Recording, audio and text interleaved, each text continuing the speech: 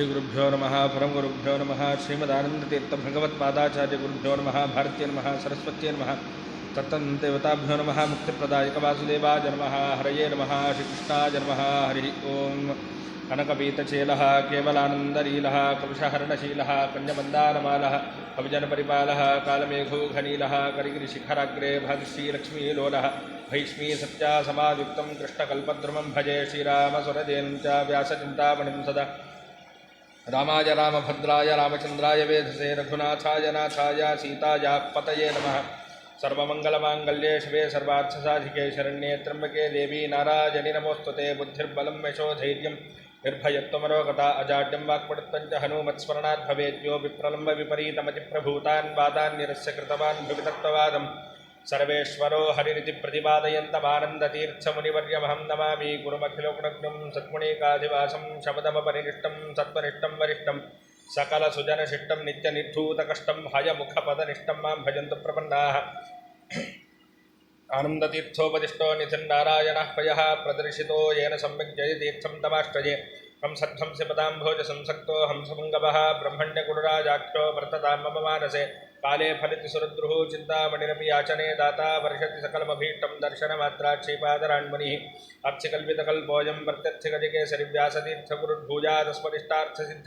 भक्तानां मानसां भोजभानवे कामधेनवे नमतां कल्पतरवे जयीन्द्रगुरवे नमः मन्दारुकल्पतरवे वादिकैरवभानवे श्रीरामचन्द्रगुरवे नमः कारुण्यसिन्धवे दुर्वादिध्वान्तरवये वैष्णवेन्दीवरेन्दवे श्रीराघवेन्द्रगुरवे नमोऽत्यन्तदयालवे सर्वसर्वं सहेशानां सभा सुजितवाजिराट् सर्वदा सर्वतो भूयात् रघुनाथमुनीश्वरः विद्वत्पङ्कजमार्ताण्डः वादिमत्तेभकेसरी जगन्नाथगुरुर्भूयात् जायसे श्रेयसे मम वंदारु जनसंदोह वंदारतरसन्निभं वृन्दारकगुरुप्रख्यं वन्दे वादीन्द्रदेशिकं वादे विजयशीलाय वरदाय वरार्चिनां वदान्यजनसिंहाय वरदेन्द्राय ते नमः कौलव्यासहयग्रीवपतकञ्जमधुव्रतं श्रीविश्वोत्तमयोगीन्द्रं वन्देऽहं वादिराट्प्रियम् आपादमौलिपर्यन्तं गुरूणामाकृतिं स्मरेत् तेन विघ्नाः प्रणश्यन्ति सिद्ध्यन्ति च मनोरथाः नमो महद्भ्यः श्रीगुरुभ्यो नमः हरिः ओं ಕೋದಂಡ ರಾಮಚಂದ್ರ ದೇವರ ದಿವ್ಯ ಸಾನ್ನಿಧ್ಯದಲ್ಲಿ ಏನು ವಾಲ್ಮೀಕಿ ರಾಮಾಯಣದ ಚಿಂತನೆಯನ್ನು ಮಾಡ್ಕೊಂಡು ಬರ್ತಾ ಇದ್ದೇವೋ ಅದನ್ನು ಇವತ್ತು ಮುಂದುವರಿಸೋಣ ಅಂತ ಹೇಳ್ತಾ ಇಲ್ಲಿಯವರೆಗೂ ಆ ಲಕ್ಷ್ಮಣನಿಗೆ ಅಂದರೆ ಆ ವರ್ಷಾಕಾಲ ಅನ್ನೋದು ಮುಗಿದಿದೆ, ವರ್ಷಾಕಾಲ ಮುಗಿದು ಶರತ್ಕಾಲ ಅನ್ನೋದು ಬಂದ ಮೇಲೆ ಆದರೂ ಕೂಡ ಸುಗ್ರೀವ ಯಾವುದೇ ರೀತಿಯ ಪ್ರತಿಕ್ರಿಯೆಯನ್ನು ತಾನು ನೀಡಲಿಲ್ಲ ಅಂತ ಹೇಳಿ ರಾಮಚಂದ್ರ ದೇವರಿಗೂ ಸ್ವಲ್ಪ ಬೇಸರವಾಗಿದೆ. ಆ ಬೇಸರದಂತೆ ಲಕ್ಷ್ಮಣನಿಗೆ ಬಹಳಷ್ಟು ಸಿಟ್ಟು ಬಂದಿದೆ. ಆ ಸಿಟ್ಟನ್ನು ರಾಮಚಂದ್ರ ಶಾಂತಗೊಳಿಸಿ, ನೋಡಪ್ಪ ಹಾಗೆಲ್ಲ ಮಾಡಬೇಡ, ಹೋಗಿ ಸಂದೇಶವನ್ನು ನೀನು ಕೊಡ್ತಕ್ಕಂಥವನಾಗು ಸುಗ್ರೀವನಿಗೆ ಅಂತ ಆದೇಶವನ್ನು ಮಾಡಿದ್ದಾನೆ. ಆ ಆದೇಶದಂತೆ ಏನೇನು ವೃಕ್ಷಗಳು ಎಲ್ಲವೂ ಕೂಡ ಪರ್ವತಗಳು ಗುಡ್ಡಗಳು ಏನು ಅಡ್ಡಡ್ಡ ಬರ್ತಾವೋ ಅದೆಲ್ಲವನ್ನು ಸರಿಸಿಕೊಳ್ತಾ ಲಕ್ಷ್ಮಣ ತಾನು ಬಂದಿದ್ದಾನೆ. ಬಂದಾಗ ಆ ಕೋಟೆಯ ಸುತ್ತಲೂ ಕೂಡ ಆನೆ ಗಾತ್ರದಂತೆ ಇರ್ತಕ್ಕಂಥ, ನಿನ್ನೆ ಕೇಳಿದ್ವಿ ಒಬ್ಬೊಬ್ಬರ ಬಲ ಹೇಗಿತ್ತು ಅಂತ. ಒಬ್ಬೊಬ್ಬ ಕಪಿಗೆ 10 ಆನೆ ಬಲ ಇರ್ತಕ್ಕಂತಹ ಕಪಿಗಳ ಸಮೂಹ ಒಂದು, 100 ಆನೆಯ ಬಲ ಇರ್ತಕ್ಕಂತಹ ಒಬ್ಬೊಬ್ಬ ಕಪಿಗಳು ಅಂತಹ ಸಮೂಹ ಒಂದು, 1000 ಆನೆಯ ಬಲ ಇರ್ತಕ್ಕಂತಹ ಒಬ್ಬೊಬ್ಬ ಕಪಿಗಳ ಅನೇಕ ಸಮೂಹಗಳು ಹೀಗೆ ತುಂಬಿದುವಂತೆ. ಈ ಎಲ್ಲ ಕಪಿಗಳ ಸಮೂಹದಿಂದ ಕೋಟೆ ಸುತ್ತುವರೆದಿತ್ತು.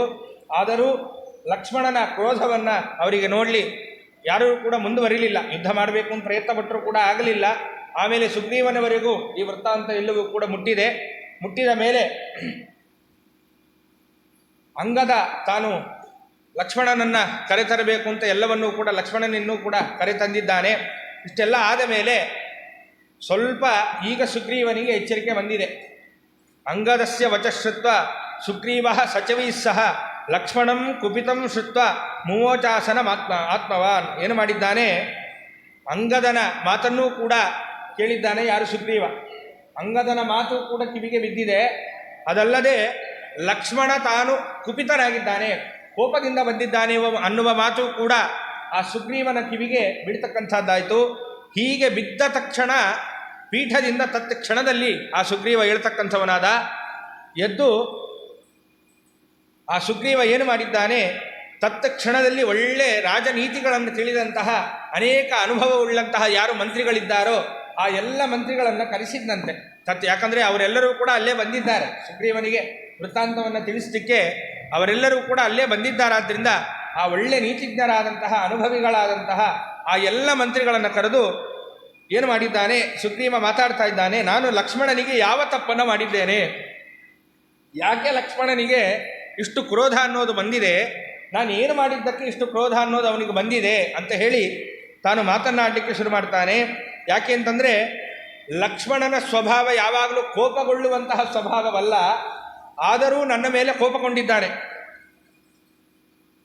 ಮತ್ತೆ ಅಷ್ಟೇ ಅಲ್ಲ, ಲಕ್ಷ್ಮಣನಾದರೂ ಕೂಡ ನನಗೆ ಪರಮ ಮಿತ್ರ, ಸನ್ಮಿತ್ರನಾಗಿದ್ದಾನೆ. ಇಂತಹ ಸನ್ಮಿತ್ರನಿಗೆ ಯಾರಾದರೂ ನನ್ನ ಶತ್ರುಗಳು ನನ್ನ ಬಗ್ಗೆ ಇಲ್ಲ ಸಲ್ಲದ ಮಾತುಗಳನ್ನು ತಲೆಗೆ ತೂರಿಸಿ ಏನಾದರೂ ಲಕ್ಷ್ಮಣನಿಗೆ ಈ ಥರ ಕೋಪ ಬರುವಂತೆ ಮಾಡಿ ಏನಾದರೂ ಮಾಡಿದ್ದಾರಾ ಅಂತ ಹೇಳಿ ಸುಗ್ರೀವನಿಗೆ ಅನುಮಾನ ಅನ್ನೋದು ಬರ್ತಕ್ಕಂಥದ್ದಾಗಿದೆ. ಇದನ್ನು ನಾವು ಲೋಕದಲ್ಲಿ ನೋಡ್ತೇವೆ. ಯಾರೋ ಇಬ್ಬರು ಚೆನ್ನಾಗಿದ್ದರು ಅಂತಂದರೆ ಅವರಿಬ್ಬರಲ್ಲಿ ಯಾರಿಗಾದರೂ ಒಬ್ಬ ಶತ್ರು ಇದ್ದ ಅಂತಂದರೆ ಅವರಿಬ್ಬರನ್ನು ಬಿಡಿಸ್ಲಿಕ್ಕೆ ನೋಡ್ತಾನೆ, ಅವರಿಬ್ಬರಲ್ಲಿ ಏನೋ ಒಂದು ಹುಳುಕನ್ನು ಹಾಕಬೇಕು.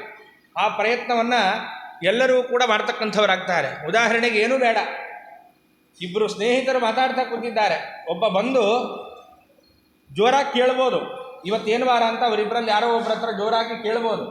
ಆ ಕೇಳದೆ ಸುಮ್ಮನೆ ಕಿವಿ ಹತ್ರ ಹೋಗಿ ಇವತ್ತೇನು ವಾರ ಅಂತ ಕಿವಿ ಹತ್ರ ಕೇಳಿದ ಅಂತಂದರೆ ಅವನು ವಾರವನ್ನು ಹೇಳಿ ಕಳಿಸ್ತಾನೆ. ಈ ಪಕ್ಕದಲ್ಲಿದ್ದವನಿಗೆ ಬುಗುಲು ಶುರುವಾಗುತ್ತೆ, ಅವನೇನು ಹೇಳ್ದ ಅಂತ. ಈ ಬುಗುಲು ಶುರುವಾಯಿತು ಅಂತಂದರೆ ಅವನು ಹೇಳ್ತಾನೆ, ಅವನೇನು ಕೇಳಿಲ್ಲಪ್ಪ, ಬರೀ ವಾರವನ್ನು ಕೇಳಿರೋದು ಅಷ್ಟೇನೆ. ಆದರೆ ಇಲ್ಲ, ಏನೋ ಇಲ್ಲಿ ಗುಟ್ಟಿದೆ ನಿಮ್ಮಿಬ್ಬರಲ್ಲಿ, ಆದ್ದರಿಂದ ನೀವು ಹೇಳ್ತಾ ಇಲ್ಲ ಅಂತ ಅಲ್ಲೇ ಶುರು. ಆದ್ದರಿಂದ ಬಿರುಕು ಉಂಟಾಗೋದೆಲ್ಲ ಅಲ್ಲಲ್ಲೇ ಶುರುವಾಗಿಬಿಡುತ್ತೆ. ಆದ್ದರಿಂದ ಈ ಸುಗ್ರೀವ ಏನು ಆಲೋಚನೆ ಮಾಡ್ತಾ ಇದ್ದಾನೆ, ಲಕ್ಷ್ಮಣನಿಗೆ ಯಾರಾದರೂ ನನ್ನ ಶತ್ರುಗಳು ನನ್ನ ಬಗ್ಗೆ ಇಲ್ಲ ಸಲ್ಲದನ್ನು ಹೇಳಿ ಕೋಪವನ್ನು ತರಿಸಿದ್ದಾರಾ, ಯಾವ ಕಾರಣದಿಂದ ಇವನು ಇಷ್ಟು ಕೋಪವನ್ನು ಮಾಡಿಕೊಂಡು ಬಂದಿದ್ದಾನೆ ಲಕ್ಷ್ಮಣ ಅಂತ ಹೇಳಿ ನೀವೆಲ್ಲರೂ ಸೇರಿ ನಿಮ್ಮ ಬುದ್ಧಿಯಿಂದ ಆಲೋಚಿಸಿ ನನಗೆ ತಿಳಿಸಬೇಕು ಅಂತ ಹೇಳಿ ಸುಗ್ರೀವ ಆ ಎಲ್ಲ ಮಂತ್ರಿಗಳನ್ನು ಕುರಿತು ಪ್ರಶ್ನೆಯನ್ನು ಮಾಡ್ತಕ್ಕಂಥವನಾಗ್ತಾನೆ. ನಖಲ್ವಸ್ತಿ ಮಮತ್ರಾಸೋ ಲಕ್ಷ್ಮಣ ನಾಪಿ ರಾಘವಾತ್, ಸುಗ್ರೀವ ಹೇಳುವಂತಹ ಮಾತು ಏನು, ನನಗೆ ಲಕ್ಷ್ಮಣ ಭಾವನೆ ಏನು ಅನ್ನೋದು ನನಗೆ ಚೆನ್ನಾಗಿ ಗೊತ್ತಿದೆ. ಲಕ್ಷ್ಮಣನಿಂದಲೂ ಕೂಡ ಭಯವಿಲ್ಲ, ರಾಮನಿಂದಲೂ ನನಗೆ ಯಾವ ಭಯ ಇಲ್ಲ. ಯಾಕೆ, ಅವರಿಬ್ಬರೂ ಕೂಡ ನನಗೆ ಹಿತವನ್ನು ಬಯಸುವಂತಹ ಸ್ನೇಹಿತರು. ಅವರಿಬ್ಬರಿಂದ ಯಾವ ಕಾಲಕ್ಕೂ ನನಗೆ ಭಯ ಅನ್ನೋದು ಬರಲಿಕ್ಕೆ ಸಾಧ್ಯ ಇಲ್ಲ. ಹೀಗಿದ್ದಾಗ ಕೋಪ ಬಂದಿದೆಯಲ್ಲ ಲಕ್ಷ್ಮಣನಿಗೆ. ಯಾರೋ ಶತ್ರುಗಳಾದರೂ ಹೇಳಿಕೊಟ್ಟಿರ್ತಾರೆ, ಏನೋ ಒಂದು ವ್ಯತ್ಯಾಸಗಳು ನಡೆದಿದೆ, ರಾಘವನಾಗಲಿ ಲಕ್ಷ್ಮಣನಾಗಲಿ ಇಬ್ಬರೂ ಕೂಡ ಎಂದೂ ನನ್ನ ಮೇಲೆ ಕೋಪ ಮಾಡುವಂಥವರಲ್ಲ, ನನ್ನ ಸ್ನೇಹಿತರು, ಅವರಿಂದ ಯಾವ ಭಯವೂ ಇಲ್ಲ ಅಂತ ಹೇಳಿ ಹೀಗೆ ಆಲೋಚನೆ ಮಾಡ್ತಾ ಯಾವುದೋ ಒಂದು ನಿಷ್ಕಾರಣವಾಗಿ ಲಕ್ಷ್ಮಣ ಕುಪಿತಗೊಂಡಿರಬೇಕು, ಒಳ್ಳೆ ಕ್ರೋಧಕ್ಕೆ ಅವನು ಬಂದಿದ್ದಾನೆ, ಆದ್ದರಿಂದ ನೀವು ನಿಮ್ಮ ಮನಸ್ಸಿನಿಂದ ಇದನ್ನು ಆಲೋಚನೆ ಮಾಡಿ, ನನಗೆ ತುಂಬ ಕಳವಳ ಅನ್ನೋದು ಆಗ್ತಾ ಇದೆ ಅಂತ ಹೇಳಿ ಸುಗ್ರೀವ ತಾನು ಕೇಳ್ತಕ್ಕಂಥವನಾಗ್ತಾನೆ. ಇನ್ನೊಂದು ಮಾತನ್ನು ಹೇಳ್ತಾನೆ, ಅದಕ್ಕೆ ನಾನು ಹಿಂದೆ ಉದಾಹರಣೆ ಕೊಟ್ಟಿದ್ದು, ಯಾವುದೋ ಒಂದು ಚಿಕ್ಕ ವಿಷಯ ಸ್ನೇಹಿತರ ಮಧ್ಯದಲ್ಲಿ ಬಿರುಕು ಉಂಟು ಮಾಡುತ್ತೆ ಅಂತ. ಅದನ್ನು ಸುಗ್ರೀವ ಹೇಳ್ತಾನೆ ಮಂತ್ರಿಗಳ ಮುಂದೆ. ಏನು, ಚಿಕ್ಕ ವಿಷಯವಾದರೂ ಕೂಡ ಸ್ನೇಹಿತರ ಮಧ್ಯೆ ತುಂಬ ದೊಡ್ಡ ಬಿರುಕನ್ನು ಉಂಟು ಮಾಡುತ್ತೆ. ಅದೇ ಅವಾಗ ಉದಾಹರಣೆ ಕೊಟ್ಟಲ್ಲ, ಕಿವಿಯಲ್ಲಿ ಕೇಳಿದ್ದು ಬರೀ ವಾರ ಏನು ಅಂತ ಅಷ್ಟೇನೆ. ಇಲ್ಲ ನಿಮ್ಮಿಬ್ಬರ ಮಧ್ಯೆ ಏನೋ ಇದೆ, ನೀ ಹೇಳ್ತಾ ಇಲ್ಲ ಅಂತ ಅವರಿಬ್ಬರಿಗಲ್ಲಿ ಬಿರುಕು ಮತ್ತೆ ಶುರು ಹೇಗಾಗುತ್ತೋ ಹಾಗೆ ಒಂದು ಚಿಕ್ಕ ವಿಷಯದಲ್ಲಿ ಇಬ್ಬರು ಸ್ನೇಹಿತರಿಗೆ ಬೆರುಕುಂಟಾಗುತ್ತೆ. ಆದ್ದರಿಂದ ಏನೋ ಒಂದು ದೊಡ್ಡ ಕಾರಣ ಇರಬೇಕು, ಅದಕ್ಕಾಗಿ ಈ ವ್ಯತ್ಯಾಸವಾಗಿದೆ ಅಂತ ಹೇಳಿ ಸುಗ್ರೀವ ತಾನು ಆಲೋಚನೆ ಮಾಡ್ತಾನೆ. ಹೀಗಿದ್ದಾಗ ಇದಕ್ಕೋಸ್ಕರ ನನಗೆ ತುಂಬ ಭಯವಾಗ್ತಾ ಇದೆ ಅಂತ ಹೇಳಿ ಸುಗ್ರೀವ ಆ ಎಲ್ಲ ಮಂತ್ರಿಗಳ ಹತ್ರ ಕೇಳ್ತಕ್ಕಂಥವನಾಗ್ತಾನೆ. ಹೀಗೆಲ್ಲ ಕೇಳಿದ ಮೇಲೆ ಅಲ್ಲಿ ತನಕ ವಾಯುದೇವರು ಮಾತಾಡಿಲ್ಲ. ನಿನ್ನೆ ನಾವು ಕೇಳಿದ್ವಿ, ವಾಯುದೇವರು ಅನೇಕ ಉಪದೇಶಗಳನ್ನು ಸುಗ್ರೀವನಿಗೆ ಕೊಟ್ಟರು ಅಂತ. ಸುಗ್ರೀವ ಏನು ಮಾಡಿದ, ಉಪದೇಶಗಳನ್ನೆಲ್ಲ ಕೇಳಿದ, ಆಜ್ಞೆ ಮಾಡಿದ, ಹೋಗಿಬಿಟ್ಟ. ಆವಾಗ ಎಚ್ಚರಿಸಲಿಲ್ಲ ವಾಯುದೇವರು, ಈಗೂ ಎಚ್ಚರಿಸಲಿಲ್ಲ ವಾಯುದೇವರು. ಈಗ ತಾನು ಕೇಳ್ತಾ ಇದ್ದಾನೆ ಮಂತ್ರಿಗಳ ಹತ್ರ, ಏನು ಮಾಡಬೇಕು ನನಗೇನು ತೋಚ್ತಾ ಇಲ್ಲ, ಇವಾಗ ಮಾತಾಡ್ತಾರೆ. ಆ ಎಲ್ಲ ಮಂತ್ರಿಗಳ ಸಮೂಹದಲ್ಲಿ ವಾಯುದೇವರು ಕೂಡ ಹನುಮಂತ ದೇವರು ಕೂಡ ನಿಂತಿದ್ದರು. ಆಗ ಹನುಮಂತ ದೇವರು ಯಾವಾಗ ಅವನು ನನಗೆ ತಿಳಿಸಿಕೊಡಿ ಅಂತ ಕೇಳಿದ್ನೋ ಆಗ ಮಾತಾಡಲಿಕ್ಕೆ ಶುರು ಮಾಡ್ತಾರೆ ಹನುಮಂತ ದೇವರು.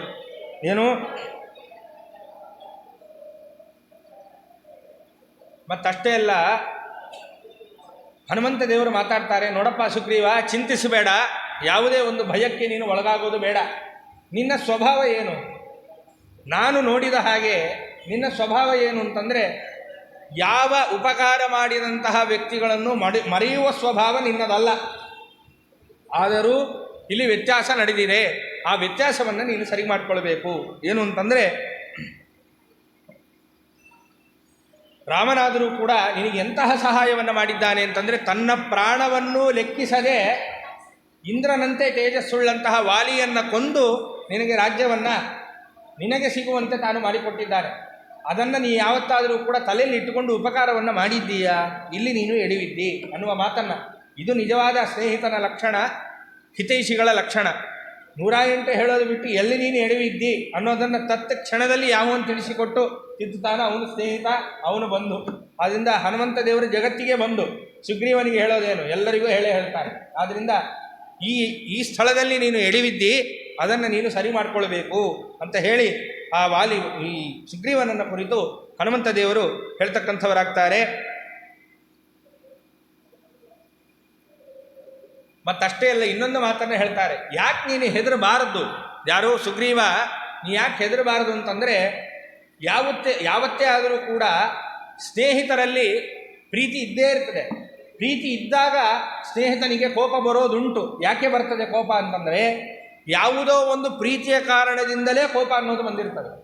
ಈಗ ಮಕ್ಕಳ ಮೇಲೆ ಆ ತಂದೆ ತಾಯಿಗಳು ಸಿಟ್ಟು ಮಾಡ್ಕೊಳ್ತಾರೆ, ತಂದೆ ತಾಯಿ ಮೇಲೆ ಮಕ್ಕಳು ಸಿಟ್ಟು ಮಾಡ್ಕೊಳ್ತಾರೆ.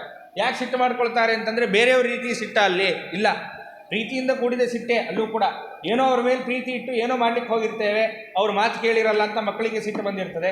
ಮಕ್ಕಳು ಮಾತು ಕೇಳೋದಿಲ್ಲ, ಅವ್ರ ಮೇಲೆ ಏನೋ ಪ್ರೀತಿ ಇಟ್ಟಿದ್ದೇವೆ ಅಂತ ಹೇಳಿ ತಂದೆ ತಾಯಿಗಳಿಗೆ ಸಿಟ್ಟು ಬರುತ್ತೆ. ಹೇಗೋ ಅದರಂತೆ ರಾಘವ ನಿನ್ನ ಮೇಲೆ ಅಪರಿಮಿತವಾದ ಪ್ರೀತಿಯನ್ನು ಇಟ್ಟಿದ್ದಾನೆ ಸುಗ್ರೀವ. ಆದ್ದರಿಂದ ಏನೋ ಪ್ರೀತಿಯ ಕಾರಣದಿಂದಲೇ ನೀನು ವ್ಯತ್ಯಾಸ ಮಾಡಿದ್ದಕ್ಕೆ ಅವನಿಗೆ ಕೋಪ ಬಂದಿದೆಯೇ ಹೊರತು ಯಾವುದೋ ಬೇರೆ ಕಾರಣದಿಂದ ಕೋಪ ಬರಲಿಕ್ಕೆ ಅವಕಾಶ ಇಲ್ಲ. ಆದ್ದರಿಂದ ಹೆದರಬೇಡ ಅಂತ ಹೇಳಿ ಮೊದಲು ಆ ಹನುಮಂತ ದೇವರು ಸುಗ್ರೀವನಿಗೆ ಸಮಾಧಾನವನ್ನು ಹೇಳ್ತಾ ಇದ್ದಾರೆ. ಮತ್ತಷ್ಟೇ ಅಲ್ಲ, ಈಗ ನೀನು ಲಕ್ಷ್ಮಣನ ಹತ್ರ ಹೇಗೆ ನಡ್ಕೊಳ್ಬೇಕು ಆ ಮಾತನ್ನು ಕೂಡ ತಿಳಿಸಿಕೊಡ್ತಾರೆ. ಆದ್ದರಿಂದ ಕಾಲಕ್ಕೆ ತಕ್ಕಂತೆ ನೀನು ನಡೆದುಕೊಳ್ಬೇಕು. ಯಾವತ್ತೂ ಕೂಡ ಹಾಗೆ ದೊಡ್ಡವರಲ್ಲಿಗೆ ನಾವು ಏನಾದರೂ ತಪ್ಪು ಮಾಡಿಬಿಟ್ವಿ ಅಂತಾದರೆ ನಾವು ಬಾಗೋದೇ ಬಹಳ ಒಳ್ಳೆಯದು. ಯಾಕೆ ಅಂತಂದರೆ, ತಪ್ಪನ್ನು ನಾವು ಒಪ್ಪಿಕೊಂಡ್ರೆ ದೊಡ್ಡವರು ಬೇಗ ಸಮಾಧಾನಗೊಳ್ತಾರೆ. ಅದು ದೊಡ್ಡವರಲ್ಲಿರುವಂತಹ ಲಕ್ಷಣ. ಆದ್ದರಿಂದ ಏನೋ ಒಂದು ಸಣ್ಣ ತಪ್ಪು ದೊಡ್ಡವರಲ್ಲಿ ನಮ್ಮಿಂದ ನಡೆದಿದೆ ಅಂತಾದರೆ, ನಾವು ಬಾಗಿಬಿಟ್ವಿ ಅಂತಾದರೆ ದೊಡ್ಡವರು ಬೇಗ ಸಮಾಧಾನವನ್ನು ಹೊಂದುತ್ತಾರೆ. ಅದರಂತೆ ನೀ ಏನು ಮಾಡಬೇಕು ಅಂತಂದರೆ, ನೀನು ಈ ಶರತ್ಕಾಲ ಬಂದಿದೆ, ವರ್ಷಾಕಾಲ ಮುಗಿದಿದೆ, ಇದನ್ನು ನೀನು ಗಮನಿಸಿಲ್ಲ. ಇದನ್ನು ನೀನು ಗಮನಿಸದೆ ಏನು ಮಾಡಿದ್ದಿ ಅಂತಂದರೆ, ರಾಮಚಂದ್ರ ದೇವರಿಗೆ ಮಾಡಬೇಕಾದ ಸಹಾಯವನ್ನು ನೀನು ಮಾಡಿಲ್ಲ. ಅಲ್ಲಿ ಎಡವಿದ್ದೆ. ಆದ್ದರಿಂದ ಇದನ್ನೆಲ್ಲವನ್ನು ಸರಿಯಾಗಿ ಅರಿತುಕೋ, ಚೆನ್ನಾಗಿ ತಿಳ್ಕೊಂಡು ನೀನು ಮಾಡಬೇಕು ಅಂತಂದರೆ, ಈ ಲಕ್ಷ್ಮಣನಿಗೆ ಹೋಗಿ ನೀನು ಬಾಗ್ತಕ್ಕಂಥವನಾಗು. ಹೇಗೆ ಬಾಗಬೇಕು ಅಂತಂದರೆ, ಸಪರಿವಾರ ಸಮೇತನಾಗಿ ಹೋಗಿ ಲಕ್ಷ್ಮಣನಲ್ಲಿ ನೀನೇ ಬಾಗಬೇಕು. ಯಾಕೆ? ತಪ್ಪು ಮಾಡಿದವ ನೀನು. ಯಾರು ತಪ್ಪು ಮಾಡ್ತಾರೋ ಅವರೇ ಬಾಗಬೇಕು. ಆದ್ದರಿಂದ ದೊಡ್ಡವರಲ್ಲೂ ಇದನ್ನು ನಾವು ಕಾಣ್ತೇವೆ. ದೊಡ್ಡವರು ಬಾಗೋದೇನು ಬೇಕಾಗಿಲ್ಲ. ತಪ್ಪು ಮಾಡದೇ ಇದ್ದರೂ ದೊಡ್ಡವರು ಬೈದು ಬಿಡ್ತಾರೆ. ಬೈದ ಮೇಲೆ ದೊಡ್ಡವರಿಗೆ ಗೊತ್ತಾಗುತ್ತೆ, ಏನು, ಓಹ್ ಈ ಮಗು ಪಾಪ ನನ್ನ ಶಿಷ್ಯ ಏನೋ ತಪ್ಪು ಮಾಡಿಲ್ಲ ಅಂತ ಗೊತ್ತಾಗುತ್ತೆ. ಅವ್ರಿಗೆ ಕ್ಷಮೆ ಕೇಳೋಕ್ಕಾಗುತ್ತೆ? ಕೇಳೋದಿಲ್ಲ. ಆದರೂ ಅವರು ಅದನ್ನು ಅರಚ್ಕೊಂಡಾಗ ಹೇಗೆ ಮಾತಾಡ್ತಾರೆ ಅವರು, ಏನು ಅಂದ್ಕೋಬೇಡಪ್ಪ, ಏನೋ ಅಂದುಬಿಟ್ಟೆ ನಾನು ಅಂತ. ದೊಡ್ಡವರೇ ಇಷ್ಟರ ಮಟ್ಟಿಗೆ ನಮಗೆ ಕೇಳಬೇಕಾದ್ರೆ ಇನ್ನು ಚಿಕ್ಕವರು ತಪ್ಪು ಮಾಡಿದಾಗ ಎಷ್ಟು ಮಟ್ಟಿಗೆ ಬಾಗಬೇಕು? ಸರ್ವಸ್ವವನ್ನು ಅವರಿಗೆ ಒಪ್ಪಿಸಿ ಬಾಗಬೇಕು. ಆದ್ದರಿಂದ ಲಕ್ಷ್ಮಣ ಏನು ಕ್ರುದ್ಧನಾಗಿ ಬಂದಿದ್ದಾನೋ ಅದಕ್ಕೆ ಕಾರಣವಿದೆ, ತಪ್ಪು ನಿನ್ನಲ್ಲಿದೆ. ಅದಕ್ಕಾಗಿ ಸಪರಿವಾರ ಸಮೇತನಾಗಿ ಹೋಗಿ ನೀನು ಲಕ್ಷ್ಮಣನಿಗೆ ಬಾಗ್ತಕ್ಕಂಥವನಾಗು. ನೀನೇ ಬಾಗಬೇಕು. ಆವಾಗಲೇ ಅವನು ಸಮಾಧಾನಗೊಳ್ತಾನೆ, ಇಲ್ಲದ್ರೆ ಸಮಾಧಾನವನ್ನು ಅವನು ಕೊಡೋದಿಲ್ಲ ಅಂತ ಹೇಳಿ ಹನುಮಂತ ದೇವರು ಈ ಮಾತನ್ನು ಎಲ್ಲವನ್ನೂ ಕೂಡ ಏನು ಮಾಡಬೇಕು ಅನ್ನೋದನ್ನೆಲ್ಲವನ್ನೂ ಕೂಡ ತಿಳಿಸ್ತಕ್ಕಂಥವರಾಗ್ತಾರೆ. ಇಷ್ಟೆಲ್ಲ ಆದ ಮೇಲೆ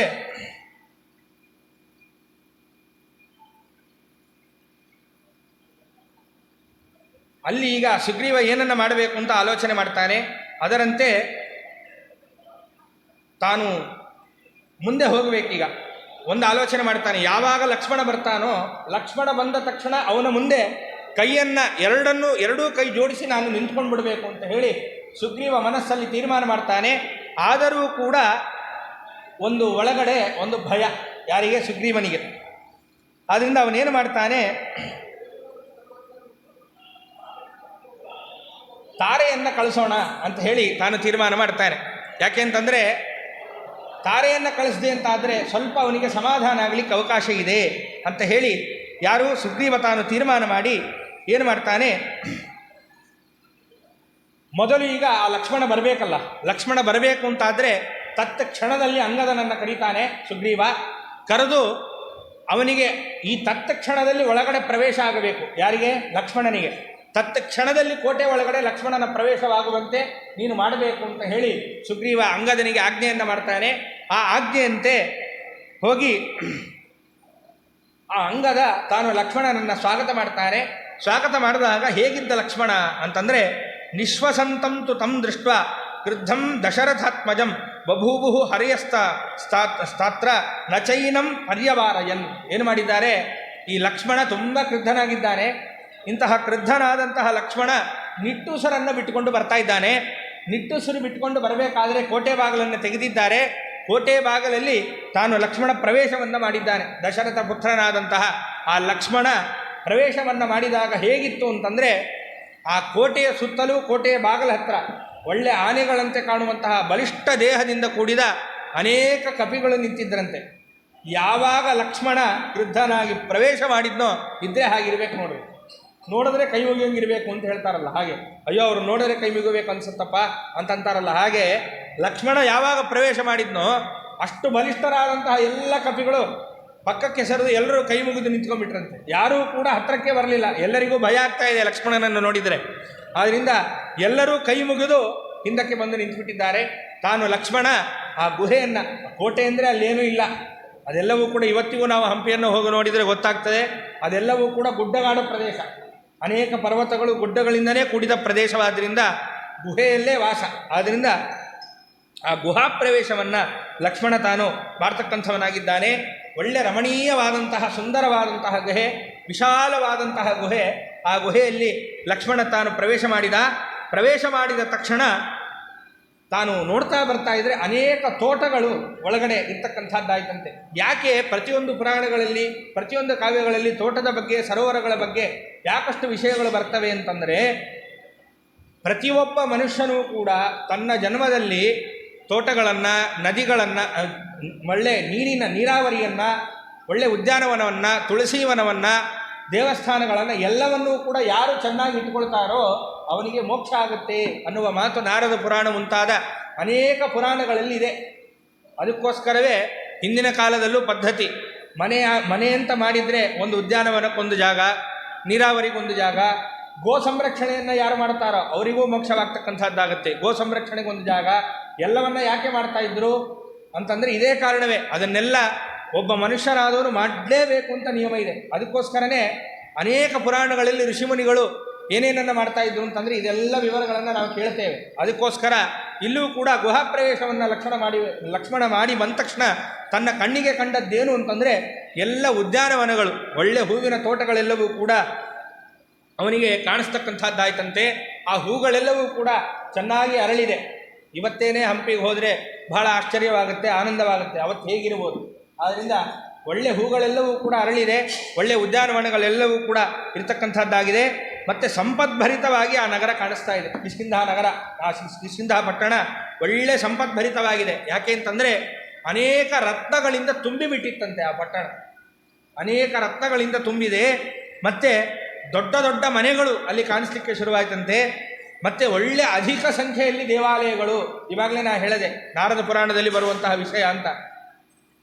ಸರೋವರ, ಉದ್ಯಾನವನ, ತುಳಸೀವನ, ಗೋ ಸಂರಕ್ಷಣೆ, ಒಳ್ಳೆ ದೇವಸ್ಥಾನಗಳು. ಯಾರು ಸಂರಕ್ಷಣೆ ಮಾಡ್ತಾರೋ ಅವರು ಮುಕ್ತಿಗೆ ಹೋಗ್ತಾರೆ ಅಂತ. ಇಲ್ಲಿ ನೋಡ್ರಿ, ಅಧಿಕ ಸಂಖ್ಯೆಯಲ್ಲಿ ದೇವಸ್ಥಾನಗಳಿದ್ವಂತೆ ಕಿಷ್ಕಿಂಧ ಪಟ್ಟಣದಲ್ಲಿ. ಮತ್ತು ಒಳ್ಳೊಳ್ಳೆ ಅಂಗಡಿಗಳು, ಅಲ್ಲಲ್ಲೇ ಅಂಗಡಿಗಳು ಇರ್ತಕ್ಕಂಥದ್ದಾಯ್ತಂತೆ. ಆ ಅಂಗಡಿಗಳಲ್ಲಿ ಒಳ್ಳೆ ನಾನಾ ವಿಧವಾದಂತಹ ಪದಾರ್ಥಗಳೆಲ್ಲವೂ ಕೂಡ, ಸರಕು ಸರಂಜಾಮಗಳೆಲ್ಲವೂ ಕೂಡ ಆ ಅಂಗಡಿಯಲ್ಲಿ ಇರ್ತಕ್ಕಂಥದ್ದಾಯ್ತಂತೆ. ಮತ್ತು ಸದಾಕಾಲ ಹಣ್ಣು ಹೂವು ಇವೆರಡರಿಂದಲೂ ಕೂಡ ಒಳ್ಳೆ ಶೋಭಾಯಮಾನವಾಗಿ ಆ ನಗರ ಕಂಗೊಳಿಸ್ತಾ ಇತ್ತು ಅಂತ. ಇದೆಲ್ಲ ಯಾವುದರ ಸಂಕೇತ ಗೊತ್ತಾ? ಲಕ್ಷ್ಮೀದೇವಿ ಸದಾಕಾಲ ಅಲ್ಲಿ ಸನ್ನಿಹಿತಳಾಗಿದ್ದಾಳೆ ಅನ್ನುವ ಸಂಕೇತ. ಯಾವತ್ತೂ ಕೂಡ ಮನೆಯಲ್ಲಿ ಯಾವತ್ತೂ ಕೂಡ ಧಾನ್ಯಾಗಾರ ಮತ್ತು ದೇವರ ಮನೆ ಮತ್ತೆ ಅಡಿಗೆ ಮಾಡುವಂತಹ ಜಾಗ ಇದೆಲ್ಲವೂ ಕೂಡ ಸಮೃದ್ಧವಾಗಿರಬೇಕು ಅಂತ ಹೇಳ್ತಾರೆ. ಯಾಕೆ ಅಂತಂದರೆ ಹಾಗಿದ್ದರೆ ಲಕ್ಷ್ಮೀ ಸನ್ನಿಧಾನ ಇದೆ ಅಂತ ಅರ್ಥ.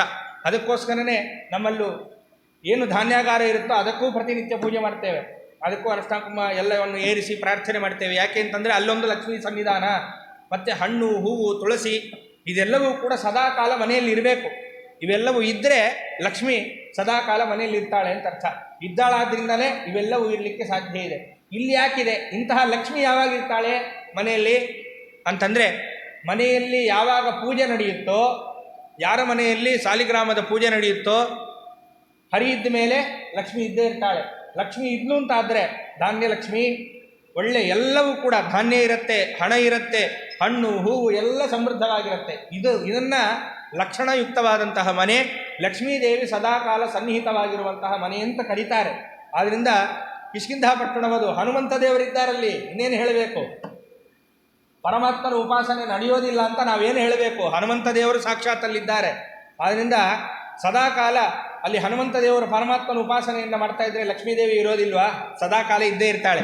ಆದ್ದರಿಂದ ಹೂವು ಹಣ್ಣು ಯಾವುದಕ್ಕೂ ಕೊರತೆ ಇಲ್ಲ. ಎಲ್ಲರ ಮುತ್ತು ರತ್ನ ಎಲ್ಲವೂ ಕೂಡ ಆ ಕಿಷ್ಕಿಂಧಾಪಟ್ಟಣದಲ್ಲಿ ಚೆನ್ನಾಗಿ ತುಂಬಿದೆಯಂತೆ. ಹೀಗೆ ದೇವಗಂಧರ್ವರ ಅಂಶಗಳಿಂದ ಜನಿಸಿದಂತಹ ಅನೇಕ ಕಪಿವೀರರು ಎಲ್ಲರೂ ಕೂಡ ಆ ಒಂದು ಪಟ್ಟಣದಲ್ಲಿ ಯಾವಾಗಲೂ ಸಂಚಾರ ಮಾಡ್ತಿರ್ತಾರಂತೆ. ಈ ಎಲ್ಲ ದೃಶ್ಯಗಳನ್ನು ಲಕ್ಷ್ಮಣ ತಾನು ಮತ್ತೆ ಹೇಗಿದ್ರು ಆ ಕಪಿಗಳೆಲ್ಲ ಅಂತಂದರೆ ಒಳ್ಳೆ ಸುಂದರರಾಗಿದ್ದರಂತೆ. ಇನ್ನು ಈ ಕಪಿಗಳೇ ಸುಂದರರಾಗಿದ್ದರು ಅಂತಂದರೆ ನಮ್ಮ ಹನುಮಂತ ದೇವರು ಎಷ್ಟು ಸುಂದರವಾಗಿರಬೇಕು. 32 ಲಕ್ಷಣೋಪೇತರು.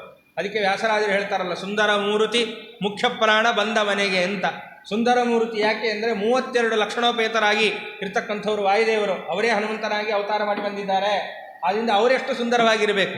ಆದ್ದರಿಂದ ಒಳ್ಳೆ ಸುಂದರರಾದಂತಹ ಕಪಿವೀರರೆಲ್ಲರೂ ಕೂಡ ಅಲ್ಲಿ ಇಲ್ಲಿಂದ ಅಲ್ಲಿಗೆ ಎಲ್ಲ ಕಡೆ ಕೂಡ ತಮಗೆ ಬೇಕಾದ ಕೆಲಸಗಳನ್ನು ಮಾಡ್ತಾ ಎಲ್ಲರೂ ಕೂಡ ಓಡಾಡ್ತಾ ಇದ್ದಾರಂತೆ. ಮತ್ತು ಒಳ್ಳೆ ಸುಗಂಧ ದ್ರವ್ಯಗಳು ಆ ಒಂದು ಪಟ್ಟಣದಲ್ಲಿ ಇರ್ತಕ್ಕಂಥದ್ದಾಯ್ತಂತೆ. ಒಳ್ಳೆ ಅರಗು ಮತ್ತು ಸುಗಂಧ ದ್ರವ್ಯ, ಅರಗು, ಪದ್ಮಕ ಮುಂತಾದ ಗಂಧ, ಚಂದನ ಮುಂತಾದ ಎಲ್ಲ ಸುಗಂಧ ದ್ರವ್ಯಗಳು ಆ ಪಟ್ಟಣದಲ್ಲಿ ಇವೆ. ಮತ್ತಷ್ಟೇ ಅಲ್ಲ, ಅದರ ವಾಸನೆ ಇಡೀ ಪಟ್ಟಣದಲ್ಲಿ ಆವರಿಸಿದ್ಯಂತೆ. ಎಲ್ಲೋ ಒಂದು ಕಡೆ ಇರೋದಲ್ಲ, ಅದರ ವಾಸನೆ ಇಡೀ ಪಟ್ಟಣದಲ್ಲಿ, ಕಿಷ್ಕಿಂಧ ಪಟ್ಟಣದಲ್ಲಿ ಆವರಿಸಿದ್ಯಂತೆ. ಒಳ್ಳೆ ಘಮಘಮ ಅನ್ನುವಂತಹ ವಾಸನೆ. ಇದೆಲ್ಲದರ ಅನುಭವ ಲಕ್ಷ್ಮಣನಿಗೆ ಆಗ್ತಾ ಇದೆ. ಈ ಎಲ್ಲ ಅನುಭವಗಳನ್ನು ತಾನು ಪಡಿತಾ ಒಳ್ಳೆ ಆನಂದದಾಯಕವಾದಂತಹ ಪಟ್ಟಣ ಆ ಕಿಷ್ಕಿಂಧ ಪಟ್ಟಣವಾಗಿತ್ತು. ಇಂತಹ ಕಿಷ್ಕಿಂಧ ಪಟ್ಟಣವನ್ನು ಯಾಕೆ ನಾನು ಇದನ್ನೆಲ್ಲ ಹೇಳಿದೆ ಅಂತಂದರೆ, ಒಂದು ಕಲ್ಪನೆ ಬರಬೇಕಲ್ಲ ನಮಗೆ ಕಿಷ್ಕಿಂಧ ಪಟ್ಟಣ ಹೇಗಿತ್ತು ಅಂತ. ಅದಕ್ಕೋಸ್ಕರ ನಾನು ಇದನ್ನು ಹೇಳಿದೆ. ಆದ್ದರಿಂದ ಇಂತಹ ಕಿಷ್ಕಿಂಧ ಪಟ್ಟಣವನ್ನು ಗುಹಾಪ್ರವೇಶ ಮಾಡಿ ತಾನು ಎಲ್ಲವನ್ನೂ ಕೂಡ ಲಕ್ಷ್ಮಣ ವೀಕ್ಷಿಸ್ತಕ್ಕಂಥವನಾದ. ತದನಂತರದಲ್ಲಿ ಹಾಗೆಯೇ ಮುಂದೆ ಬಂದಿದ್ದಾನೆ. ಹಾಗೆಯೇ ಮುಂದೆ ಬಂದರೆ ಎಲ್ಲವನ್ನು ನೋಡ್ತಾ ಬರ್ತಾ ಇದ್ದರೆ ತಾನು ಲಕ್ಷ್ಮಣ ಏನು ಮಾಡಿದ್ದಾನೆ, ಅಂಗದನ ಒಂದು ಮನೆಯನ್ನು ಕಂಡಂತ. ಅನೇಕ ಕಪಿವೀರರ ಹೆಸರನ್ನು ಅಲ್ಲಿ ಉಲ್ಲೇಖ ಮಾಡ್ತಾರೆ. ಆ ಎಲ್ಲ ಕಪಿವೀರರ ಹೆಸರನ್ನು ಶ್ರವಣ ಮಾಡೋಣ. ಅಂಗದ, ಮೈಂದ, ದಿವಿದ, ಗವಯ, ಗವಾಕ್ಷ, ಗಜ, ಶರಭ ಇವರೆಲ್ಲರೂ ಕೂಡ ಅನೇಕ ಜನ ಇದ್ದಾರೆ. 13 ಜನ ಇದ್ದಾರೆ. ಒಟ್ಟು 13ಕ್ಕಿಂತಲೂ ಇನ್ನೂ ಜಾಸ್ತಿ ಇದೆ. ಉತ್ತರಕಾಂಡ ಮುಂತಾದವುಗಳಲ್ಲೆಲ್ಲ ಇದೇ ವಾಲ್ಮೀಕಿ ರಾಮಾಯಣದಲ್ಲಿ ಅವರೆಲ್ಲರ ಒಂದು ವಿವರವನ್ನು ಕೊಡ್ತಾರೆ. ಯಾವಾಗ ರಾಮಚಂದ್ರ ದೇವರ ಪಟ್ಟಾಭಿಷೇಕವಾಗ್ತದೋ, ಪಟ್ಟಾಭಿಷೇಕ ಎಲ್ಲ ಆದಮೇಲೆ ಇವರೆಲ್ಲರೂ ಕೂಡ 1 ತಿಂಗಳ ಕಾಲ ಅಯೋಧ್ಯ ಪಟ್ಟಣದಲ್ಲಿ ಎಲ್ಲ ವಿಹಾರ ಮಾಡ್ಕೊಂಡಿರ್ತಾರೆ. ಎಲ್ಲ ಕಪಿವೀರರು, ಕಪಿ ಸೈನ್ಯ ಎಲ್ಲರೂ ಕೂಡ. ಆಗ ಮತ್ತೆ ಹಂಪಿ ಪಟ್ಟಣಕ್ಕೆ ಇವರು ಬರಬೇಕಲ್ಲ. ಯಾರ್ಯಾರು ಆ ಕಪಿ ಸೇನೆಯಲ್ಲಿದ್ದರು, ಯಾರು ಕಪಿ ಪ್ರಮುಖರು, ಕಪಿವೀರರು ಯಾರ್ಯಾರು ಅಂತ ಉಲ್ಲೇಖ ಮಾಡ್ತಾರೆ. 13 ಜನಕ್ಕೂ ಮಿಗಿಲಾಗಿ ಅಲ್ಲಿ ಕಪಿವೀರರನ್ನು ಇದೇ ವಾಲ್ಮೀಕಿ ರಾಮಾಯಣದಲ್ಲಿ ಉಲ್ಲೇಖ ಮಾಡ್ತಾರೆ. ಅದರಲ್ಲಿ ಕೆಲವೊಂದು ಹೆಸರುಗಳನ್ನು ಇಲ್ಲಿ ಉಲ್ಲೇಖ ಮಾಡಿದ್ದಾರೆ. ಅಂಗದ ಮುಂತಾದ ಈ ಎಲ್ಲ ಕಪಿವೀರರ ಮನೆಗಳನ್ನು ತಾನು ಲಕ್ಷ್ಮಣ ನೋಡಿದ್ದಾನೆ. ಹೇಗಿತ್ತು ಮನೆ ಅಂತಂದರೆ, ಬಿಳಿಯಾದಂತಹ ಗೋಡೆಗಳಿಂದ ಕೂಡಿದಂತಹ ಮನೆ, ಒಳ್ಳೆ ಹೂವು ಮುಂತಾದ ಅನೇಕ ಸರಪಳಿಗಳಿಂದ ಆ ಎಲ್ಲ ಮನೆಗಳನ್ನು ಏನು ಮಾಡಿದ್ದಾರೆ, ಅಲಂಕಾರ ಮಾಡಿದ್ದಾರೆ. ಅಷ್ಟೇ ಅಲ್ಲ, ಅನೇಕ ಜನ ಕಪಿವೀರರು, ಬಲಿಷ್ಠರಾದಂತಹ ಕಪಿವೀರರು ನಾನಾ ವಿಧವಾದಂತಹ ಆಯುಧಗಳನ್ನು ಧರಿಸಿ ಆ ಎಲ್ಲ ಕಾಯ್ತಾ ಇದ್ದರಂತೆ ಆ ಎಲ್ಲ ಮನೆಗಳನ್ನು. ಯಾಕೆ ಅಂದರೆ ಇವರೆಲ್ಲರೂ ಕೂಡ ಕಪಿ ಪ್ರಮುಖರು.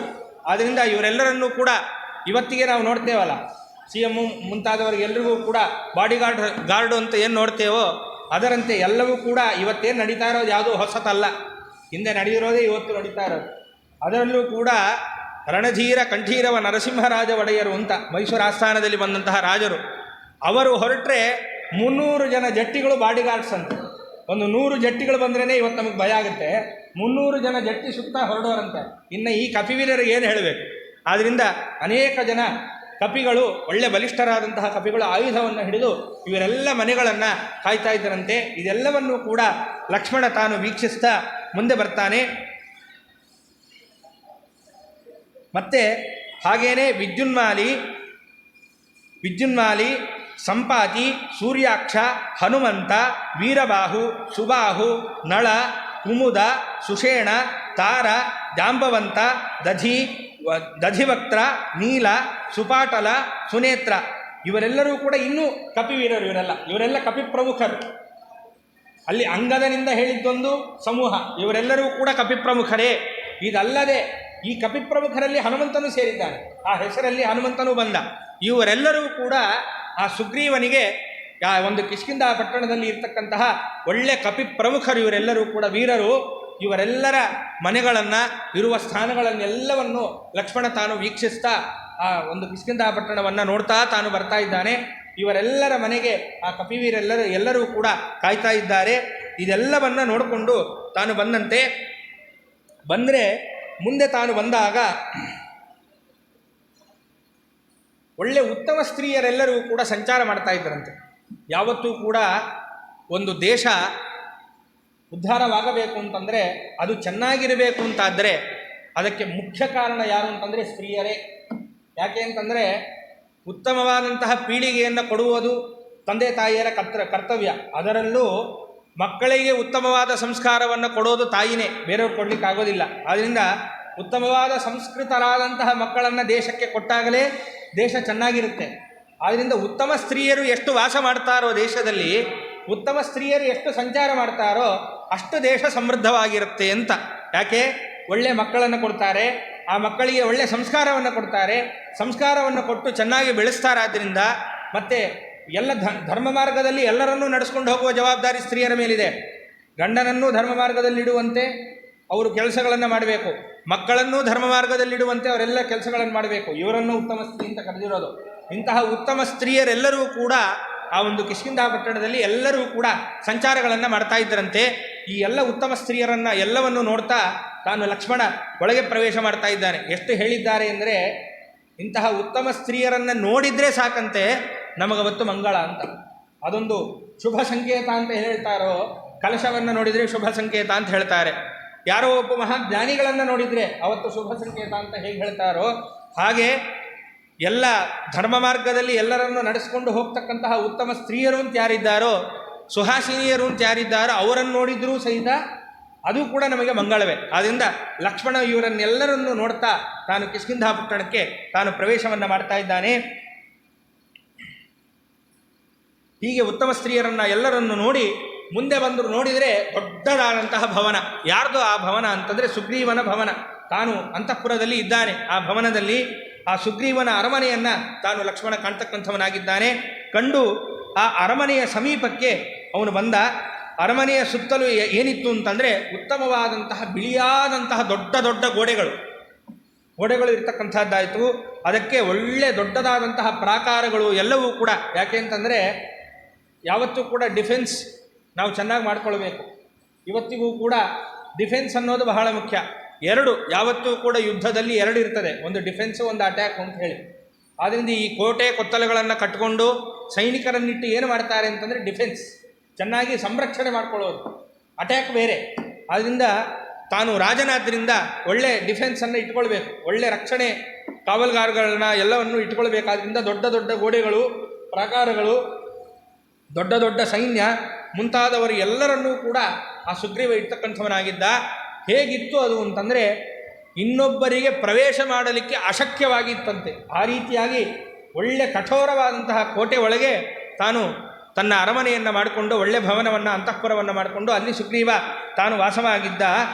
ಒಳ್ಳೆ ಇಂದ್ರನ ಭವನದಂತೆ ಆ ಭವನ ಕಂಗೊಳಿಸ್ತಾ ಇತ್ತು. ಈ ಭವನದ ಹತ್ತಿರ ತಾನು ಲಕ್ಷ್ಮಣ ಬರ್ತಕ್ಕಂಥವನಾಗಿದ್ದಾನೆ. ಹೀಗೆ ಬಂದ ಮೇಲೆ ಒಳ್ಳೆ ಶಿಖರಗಳು, ಗೋಪುರಗಳು ಎಲ್ಲವೂ ಕೂಡ ಆ ಅರಮನೆಯ ಮೇಲೆ ಇತ್ತಂತೆ. ಇದೆಲ್ಲ ಭವನಗಳನ್ನು, ಪ್ರಾಂಗಣಗಳನ್ನು ಎಲ್ಲವನ್ನು ನೋಡಿಕೊಂಡು ವೃಕ್ಷಗಳು ಮತ್ತು ಆ ಭವನಗಳ ಒಳಗಡೆಯೇ ವೃಕ್ಷ ಮುಂತಾದವುಗಳೆಲ್ಲವೂ ಕೂಡ ಆ ಸುಗ್ರೀವನ ಭವನದೊಳಗೆ ಎಲ್ಲವೂ ಕೂಡ ಇರ್ತಕ್ಕಂಥದ್ದಾಯಿತು.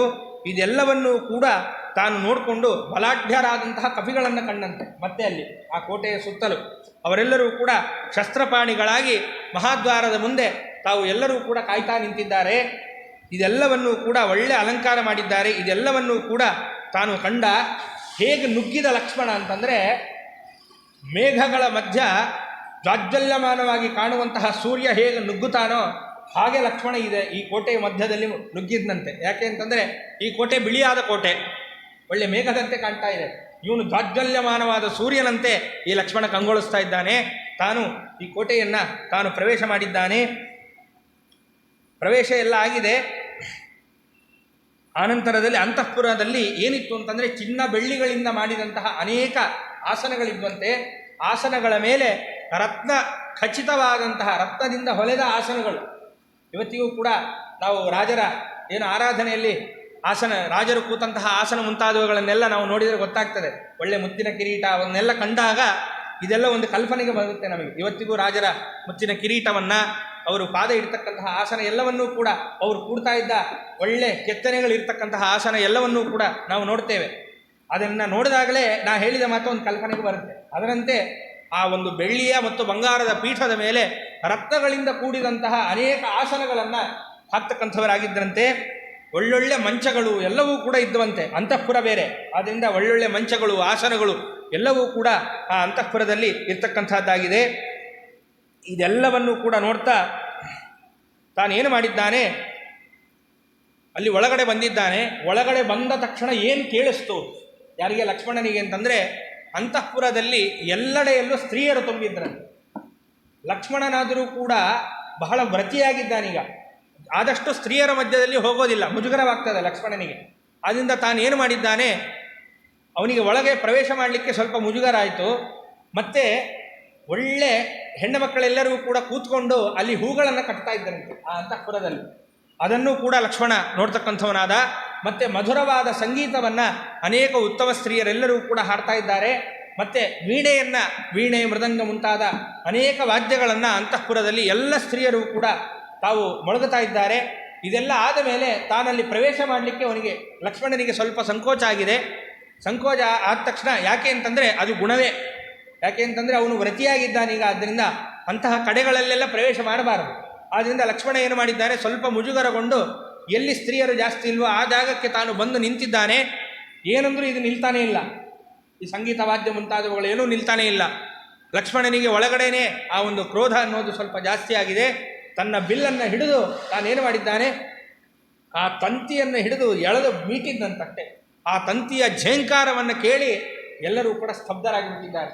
ಏನೆಲ್ಲರೂ ವೀಣೆ ಮುಂತಾದವುಗಳನ್ನೆಲ್ಲವನ್ನು ನುಡಿಸ್ತಾ ಇದ್ದರು, ಎಲ್ಲ ಸ್ತ್ರೀಯರೆಲ್ಲರೂ ಕೂಡ ಸ್ತಬ್ಧರಾಗಿಬಿಟ್ಟಿದ್ದಾರೆ. ಮತ್ತು ಆ ಝೇಂಕಾರವನ್ನು ಕೇಳಿದ ತಕ್ಷಣ ಏನಾಯಿತು, ಇಲ್ಲಿ ಸುಗ್ರೀವನಿಗೂ ಕೂಡ ಸ್ವಲ್ಪ ಭಯವಾಗಿದೆ. ಆ ಝೇಂಕಾರವನ್ನು ಕೇಳಿ ತತ್ತ ಕ್ಷಣದಲ್ಲಿ ಮಂಚದ ಮೇಲೆ, ಸಿಂಹಾಸನದ ಮೇಲೆ ಕೂತಂತಹ ಆ ಸುಗ್ರೀವ ತಾನು ತತ್ತ ಕ್ಷಣದಲ್ಲಿ ಹೇಳ್ತಕ್ಕಂಥವನಾದಂತೆ ಎದ್ದು ಮಾತಾಡಲಿಕ್ಕೆ ಶುರು ಮಾಡ್ತಾನೆ. ಆಗ ಅಂಗದ ಹೇಳಿದ್ದ, ಲಕ್ಷ್ಮಣ ಬಂದಿದ್ದಾನೆ, ಬರ್ತಾ ಇದ್ದಾನೆ ಅಂತ. ಆಗಲೇ ಬಂದು ಬಿಟ್ನಾ ಅಂತ ಹೇಳಿ ಆ ಝೇಂಕಾರದಿಂದ ತಿಳ್ಕೊಂಡಂತೆ. ಅಂಗದನ ಮಾತು ಕೂಡ ಕೇಳಿದ್ದ, ಲಕ್ಷ್ಮಣ ಬಂದಿದ್ದಾನೆ ಅಂತ. ಯಾಕೆ ಇಷ್ಟು ವರ್ಣನೆ ಮಾಡ್ತಾ ಇದ್ದಾರೆ ಅಂತಂದರೆ, ಆ ಒಂದು ಮತ್ತಿನಲ್ಲೇ ಇದ್ದಾನೆ ಇನ್ನು ಸುಗ್ರೀವ, ಆ ಮತ್ತಿಂದ ಇನ್ನೂ ಹೊರಗೆ ಬಂದಿಲ್ಲ. ಅದಕ್ಕೋಸ್ಕರ ಆಗ ಆಗ ಆಗ ಆಗ ಎಚ್ಚರವಾಗ್ತಾ ಇದೆ ಅಂತ ಅರ್ಥ. ಆ ಅರ್ಥದಲ್ಲಿ ಇದನ್ನು ಹೇಳಿರೋದು. ಮತ್ತೆ ಆ ಝೇಂಕಾರವನ್ನು ಕೇಳಿದ್ದಾನೆ, ಮತ್ತು ಅಂಗದನ ಮಾತು ಕೂಡ ನೆನಪಾಗಿದೆ. ತತ್ತ ಕ್ಷಣದಲ್ಲಿ ಆ ಸುಗ್ರೀವ ಸಿಂಹಾಸನದಿಂದ ಹೇಳ್ತಕ್ಕಂಥವನಾಗಿದ್ದಾನೆ. ಎದ್ದು ಅವನಿಗೆ ಒಳ್ಳೆ ಉದ್ವೇಗದಿಂದ ತುಂಬ ಮನಸ್ಸೆಲ್ಲವೂ ಕೂಡ ಕಳವಳವಾಯ್ತಂತೆ. ಕಳವಳವಾಗಿ ಪಕ್ಕದಲ್ಲೇ ತಾರೆ ಇದ್ದಾಳೆ. ತಾರೆಯನ್ನು ಆ ಸುಗ್ರೀವ ನೋಡ್ತಕ್ಕಂಥವನಾದ. ನೋಡಿ ಆ ತಾರೆಯ ಬಳಿಯಲ್ಲಿ ಮಾತಾಡಲಿಕ್ಕೆ ಶುರು ಮಾಡಿದ್ದಾನೆ. ಏನು, ತಾರೆಯನ್ನು ಸುಂದರಿ ಅಂತ ಸಂಬೋಧನೆಯನ್ನು ಮಾಡ್ತಾ, ನೋಡು ಶ್ರೀರಾಮಚಂದ್ರ ದೇವರ ಏನು ತಮ್ಮ ಬಂದಿದ್ದಾನೋ ಲಕ್ಷ್ಮಣ, ಅವನು ಯಾವತ್ತೂ ಕೂಡ ಮೃದು ಸ್ವಭಾವದವನು, ಯಾವತ್ತೂ ಕೂಡ ಅವನಿಗೆ ಕಠೋರವಾದಂತಹ ಸ್ವಭಾವ ಇಲ್ಲ, ಮೃದು ಸ್ವಭಾವದವನು. ಆದರೂ ಕೂಡ ಅವನು ಕುಪಿತನಾಗಿ ಬಂದಿದ್ದಾನೆ ಅಂತ ಕಾಣ್ತಾ ಇದೆ. ಇಷ್ಟಾದರೂ ನೋಡ್ರಿ ಗೊತ್ತಾಗ್ತಾ ಇದೆ, ಇನ್ನೂ ಆ ಕ್ರೋಧಾಗ್ನಿ ಹಾಗೆ ಇದೆ ಒಳಗಡೆ. ಕುಪಿತನಾಗಿ ಬಂದಿದ್ದಾನೆ, ಏನು ಕಾರಣ ಇರಬಹುದು ಅಂತ ಹೇಳಿ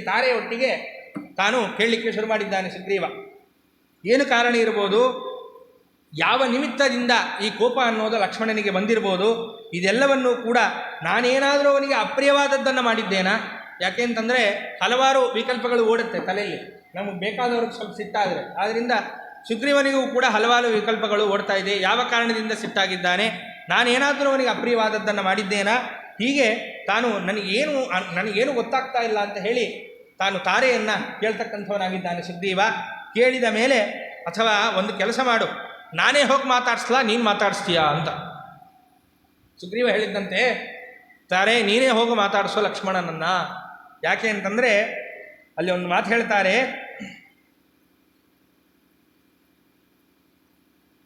ನಹಿ ಸ್ತ್ರೀಷು ಮಹಾತ್ಮಾನಃ ಕ್ವಚಿತ್ ಕುರುವಂತಿ ದಾರುಣಂ.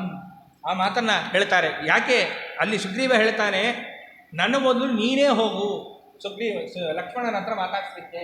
ಯಾಕೆ ಅಂತಂದರೆ ನಾನು ಹೋದೆ ಅಂದರೆ ಇನ್ನೂ ಕ್ರೋಧ, ಅವನಿಗೆ ಕೋಪ ಜಾಸ್ತಿ ಆಗಿಬಿಡ್ತದೆ ನನ್ನ ನೋಡಿದ ತಕ್ಷಣ.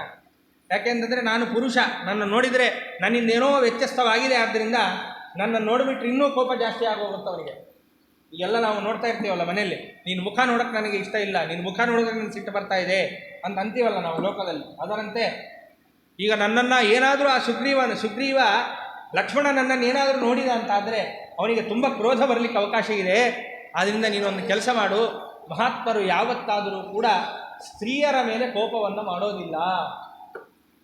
ಸ್ತ್ರೀ ಮೇಲೆ ಯಾವತ್ತೂ ಕೂಡ ಮಹಾತ್ಮರು ಕೋಪವನ್ನು ಮಾಡೋದೇ ಇಲ್ಲ. ಅದಕ್ಕೋಸ್ಕರ ನೀನು ಹೋಗಿ ಅವನನ್ನು ಮಾತಾಡ್ಸಕ್ಕಂಥವಳಾಗು. ಎಲ್ಲ ಕಾಲದಲ್ಲೂ ನಾವು ಇದನ್ನು ನೋಡ್ತೇವೆ. ಯಾವುದೇ ಒಬ್ಬರ ದೊಡ್ಡವರ ಚರಿತ್ರೆಯನ್ನು ತಗೊಳ್ರಿ, ಯಾವತ್ತೂ ಕೂಡ ಯಾವ ದೊಡ್ಡವರು ಸ್ತ್ರೀಯರ ಬಗ್ಗೆ ಕೋಪವಾಗಿ ಮಾತಾಡಿದ್ದೇ ಇಲ್ಲ. ಸ್ತ್ರೀಯರ ಬಗ್ಗೆ ಗೌರವವೇ ಉಂಟೆ ಹೊರತು ಎಂದೂ ಕೂಡ ಸ್ತ್ರೀಯರ ಬಗ್ಗೆ ವ್ಯತ್ಯಾಸವಾಗಿ ನಡೆದುಕೊಂಡಿದ್ದೇ ಇಲ್ಲ ಯಾವತ್ತೂ ಕೂಡ ಮಹಾತ್ಮರು. ಆದ್ದರಿಂದ ಲಕ್ಷ್ಮಣನೂ ಕೂಡ ಮಹಾತ್ಮನಾಗಿದ್ದಾನೆ, ದೊಡ್ಡವನು. ಆದ್ದರಿಂದ ಸ್ತ್ರೀಯರಲ್ಲಿ ಯಾವತ್ತೂ ಕೂಡ ಗೌರವದಿಂದ ಅವನು ನಡ್ಕೊಳ್ತಾನೆ. ಆದ್ದರಿಂದ ನೀನು ಹೋಗಿ ಮಾತಾಡಿಸಿದರೆ ಅವನ ಕೋಪ ಕಡಿಮೆ ಆಗಲಿಕ್ಕೆ ಅವಕಾಶ ಇದೆ.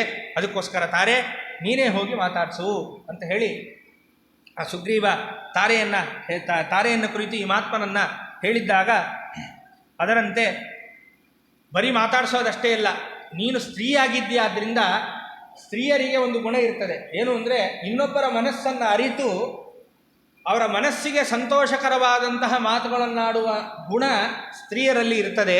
ಅದಕ್ಕೋಸ್ಕರ ಎಷ್ಟೋ ಜನ ಅಂದ್ಕೊಂಡ್ಬಿಟ್ಟಿದ್ದಾರೆ ನಮ್ಮ ದೇಶದಲ್ಲಿ ಸ್ತ್ರೀಯರನ್ನು ತುಳಿದಿದ್ದಾರೆ ಅಂತ. ಎಷ್ಟು ಗೌರವದಿಂದ ವ್ಯವಹಾರ ಮಾಡ್ತಾ ಇದ್ದಾರೆ ನೋಡ್ರಿ. ಸ್ತ್ರೀಯರಿಂದ ಏನೇನಾಗುತ್ತೆ ಜಗತ್ತಿಗೆ, ಸ್ತ್ರೀಯರಿಂದ ಏನೇನು ಕೊಡುಗೆಗಳಿದೆ ದೇಶಕ್ಕೆ, ಎಲ್ಲವನ್ನೂ ಇಲ್ಲಿ ಉಲ್ಲೇಖ ಮಾಡಲಿಲ್ವಾ? ಆದ್ದರಿಂದ ಯಾವತ್ತೂ ಕೂಡ ಅದೆಲ್ಲ ಇತ್ತೀಚೆಗೆ ಬಂದ ಒಂದು ಮಾತುಗಳೇ ಹೊರತು ಎಂದೂ ಕೂಡ ಹಾಗಿಲ್ಲ. ಆದ್ದರಿಂದ ಇಲ್ಲಿ ಏನಾಯಿತು, ಅಷ್ಟೇ ಅಲ್ಲ, ಸ್ತ್ರೀಯರಿಗೆ ಈ ಒಂದು ಗುಣವಿರ್ತದೆ. ಎದುರುಗಡೆ ಇರತಕ್ಕಂತಹ ವ್ಯಕ್ತಿ ಎಷ್ಟೇ ಉದ್ವೇಗದಿಂದ ಬಂದರೂ ಕೂಡ ಅವರ ಮನಸ್ಸನ್ನರಿತು ಅವರ ಮನಸ್ಸಿಗೆ ಶಾಂತವಾಗುವಂತೆ ಮಾತುಗಳನ್ನಾಡುವ ಒಂದು ಸಾಮರ್ಥ್ಯ ಸ್ತ್ರೀಯರಿಗಿರ್ತದೆ. ಆದ್ದರಿಂದ ನೀನು ಹೋಗು, ಅವನು ಶಾಂತನಾಗ್ತಾನೆ, ಅವನ ಮನಸ್ಸಿಗೆ ಪ್ರಸನ್ನತೆ ಬರುವಂತೆ ನೀನು ಮಾತುಗಳನ್ನು ಆಡು ಅಂತ ಹೇಳಿ ಸುಗ್ರೀವ ತಾನು ಹೇಳ್ತಕ್ಕಂಥವನಾಗಿದ್ದಾನೆ. ಈ ಎಲ್ಲ ಮಾತುಗಳನ್ನು ಕೇಳಿದಂತಹ ತಾರೆ ಏನು ಮಾಡಿದ್ದಾಳೆ, ಆ ಲಕ್ಷ್ಮಣನ ಸಮೀಪಕ್ಕೆ ಆ ತಾರ ಬರ್ತಕ್ಕಂಥವಳಾಗಿದ್ದಾಳೆ. ಬಂದ ತಕ್ಷಣ ಲಕ್ಷ್ಮಣ ನೋಡಿದ ತಾರೆ ಬರ್ತಾ ಇದ್ದಾಳೆ ಅಂತ. ನೋಡ್ರಿ, ಯಾಕೆ ಇಂತಹ ಕಾವ್ಯಗಳನ್ನು ನಾವು ಓದಬೇಕು ಅಂದರೆ, ಒಬ್ಬ ಪುರುಷ ಪರಸ್ತ್ರೀಯೊಟ್ಟಿಗೆ ಹೇಗೆ ವ್ಯವಹರಿಸಬೇಕು ಅನ್ನೋದನ್ನು ಕೂಡ ನಮ್ಮ ಪುರಾಣಗಳು, ನಮ್ಮ ಹಿಂದಿನ ಕಾವ್ಯಗಳು ತಿಳಿಸಿಕೊಡುತ್ತೆ. ಯಾವಾಗ ತಾರೆ ಬಂದಲೋ ತತ್ತ ಕ್ಷಣದಲ್ಲಿ ಲಕ್ಷ್ಮಣ ಏನು ಮಾಡಿದ್ದಾನೆ, ತಲೆ ತಗ್ಗಿಸಿ ನಿಂತಂತೆ. ತನ್ನ ಕೋಪ ಶಾಂತವಾಯಿತು ಸ್ವಲ್ಪ. ಈಗ ಬರ್ತಾ ಇರೋದು ಸ್ತ್ರೀ ಅಂದರೆ ನಮ್ಮ ಹೆಂಡತಿ ಬಿಟ್ಟು ಮಿಕ್ಕಿದ್ದವರೆಲ್ಲರೂ ಕೂಡ ತಾಯಿಗೆ ಸಮಾನ ಅನ್ನುವ ಅರ್ಥದಲ್ಲಿ ತಾನೇನು ಮಾಡಿದ್ದಾನೆ ಲಕ್ಷ್ಮಣ, ತಲೆ ತಗ್ಗಿಸಿ ನಿಂತಂತೆ. ನಾವು ಇನ್ನೂ ಕೇಳ್ತೇವಲ್ಲ, ಇನ್ನು ಮೇಲೆ ಇದಕ್ಕೂ ಮುಂಚೆ ಕೇಳಿದ್ವಿ, ನಾಹಂ ಜಾನಾಮಿ ಕೇಯೂರೆ ನಾಹಂ ಜಾನಾಮಿ ಕುಂಡಲೆ ನೂಪುರೇ ತಭಿಜಾನಾಮಿ ಅಂತ ಏನು ಲಕ್ಷ್ಮಣ ಹೇಳಿದ್ನೋ, ಈ ತತ್ವ, ಈ ಒಂದು ಸಂಸ್ಕೃತಿ ನಮ್ಮ ಭಾರತ ದೇಶದಲ್ಲೇ ಇರೋದು, ಇನ್ನೆಲ್ಲೂ ನೀವು ಕಾಣಲಿಕ್ಕೆ ಸಾಧ್ಯ ಇಲ್ಲ. ಅಂದರೆ ಇದೆಲ್ಲ ನಾವು ಯಾಕೆ ಅಧ್ಯಯನ ಮಾಡಬೇಕು ಅಂತಂದರೆ, ಇವೆಲ್ಲ ಸರಿಯಾಗಿ ನಾವು ತಿಳ್ಕೊಂಡ್ರೆ ಎಲ್ಲೂ ಕೂಡ ಅನಾಹುತಗಳೇ ಆಗಲ್ಲ, ವ್ಯತ್ಯಾಸಗಳಾಗೋದೇ ಇಲ್ಲ. ಚಂದದಾದಂತಹ ಒಳ್ಳೆ ಧರ್ಮಯುಕ್ತವಾದ ಜೀವನ ನಮ್ಮದಾಗುತ್ತೆ. ಇಲ್ಲೂ ನೋಡ್ರಿ, ಲಕ್ಷ್ಮಣ ಹಾಗೆ ನಡ್ಕೊಳ್ತಾ ಇದ್ದಾನೆ. ನನಗೆ ಗೆಜ್ಜೆಯಲ್ಲಿ ಮಾತ್ರ ನಾನು ಪ್ರತಿನಿತ್ಯ ನಮಸ್ಕಾರ ಮಾಡೋದ್ರಿಂದ ಇದು ನನ್ನ ಅತ್ತಿಗೆ ಆದಂತಹ ತಾಯಿಯ ಸ್ಥಾನದಲ್ಲಿರ್ತಕ್ಕಂತಹ ಸೀತೆಯದು ಅಂತ ನನಗೆ ಗೊತ್ತಾಗ್ತಾ ಇದೆ, ಬೇರೆ ಆಭರಣದಲ್ಲಿ ನನಗೆ ಗೊತ್ತಾಗ್ತಾ ಇಲ್ಲ ಅಂತ ಲಕ್ಷ್ಮಣ ಹೇಳಿದ್ದ. ಅಲ್ಲೂ ಹಾಗೆ ನಡ್ಕೊಂಡಿದ್ದಾನೆ, ಇಲ್ಲೂ ಹಾಗೆ ನಡೆದುಕೊಳ್ತಾ ಇದ್ದಾನೆ ಲಕ್ಷ್ಮಣ. ಏನು, ಯಾವಾಗ ತಾರೆ ಬಂದಿದ್ದಾಳೋ ತಲೆ ತಗ್ಗಿಸಿ ನಿಂತಂತೆ ತನ್ನ ಕೋಪ ಶಾಂತವಾಗಿದೆ ಲಕ್ಷ್ಮಣನನ್ನು. ಎಲ್ಲ ತಲೆ ತಗ್ಗಿಸಿ ಉದಾಸೀನ ಭಾವದಿಂದ ತಾನು ನಿಂತಿದ್ದಾನೆ. ನಿಂತ ತಕ್ಷಣ ಆ ಸ್ತ್ರೀ ಹತ್ತಿರಕ್ಕೆ ಬಂದಿದ್ದಾಳಾದ್ದರಿಂದ ತನ್ನ ಕೋಪವೂ ಕೂಡ ಶಾಂತವಾಯಿತಂತೆ. ಯಾವತ್ತೂ ಕೂಡ ಅದಕ್ಕೆ ಹೇಳೋದು, ನಮ್ಮ ಆರ್ಭಟ ಎಲ್ಲಿ ತೋರಿಸ್ಬೇಕು ಅಂತ. ಎಲ್ಲ ಕಡೆ ಆರ್ಭಟ ತೋರಿಸ್ಲಿಕ್ಕೆ ಹೋಗಬಾರ್ದು. ಆರ್ಭಟ ಎಲ್ಲಿ ತೋರಿಸಿದರೆ ಕೆಲಸ ಆಗುತ್ತೋ ಅಲ್ಲಿ ತೋರಿಸ್ಬೇಕು. ಇಲ್ಲಿ ಕೋಪ ಮಾಡಿ ಏನು ಉಪಯೋಗ ಇದೆ? ಅದಕ್ಕೆ ತಾನೇನು ಮಾಡಿದ್ದಾನೆ, ತಲೆ ತಗ್ಗಿಸಿ ನಿಂತುಕೊಂಡ, ಕೋಪವನ್ನು ಕೂಡ ಆ ಲಕ್ಷ್ಮಣ ಶಾಂತ ಮಾಡಿಕೊಂಡಿದ್ದಾನೆ. ಇದೆಲ್ಲ ಆದ ಮೇಲೆ ಆಗ ತಾರೆ ಮಾತಾಡಲಿಕ್ಕೆ ಶುರು ಮಾಡ್ತಾಳೆ ಲಕ್ಷ್ಮಣನೊಟ್ಟಿಗೆ. ರಾಜಕುಮಾರ ಅಂತ ಹೇಳಿ ಸಂಬೋಧನೆಯನ್ನು ಮಾಡಿ, ನಿನ್ನ ಕೋಪಕ್ಕೆ ಕಾರಣವೇನು? ಯಾರು ಯಾವತ್ತಾದರೂ ಕೂಡ ನಿನ್ನ ಆಜ್ಞೆಯನ್ನು ಮೀರಿದವರು ಯಾರು ಇದ್ದಾರಾ? ಯಾಕಪ್ಪ ಇಷ್ಟು ಕೋಪವನ್ನು ಮಾಡಿಕೊಂಡಿದ್ದಿ? ಏನಾಗಿದೆ ಅನ್ನುವ ಎಲ್ಲ ಮಾತುಗಳನ್ನು ಆ ತಾರೆ ಆಡ್ತಕ್ಕಂಥವಳಾಗ್ತಾಳೆ. ಎಲ್ಲ ಆಡಿ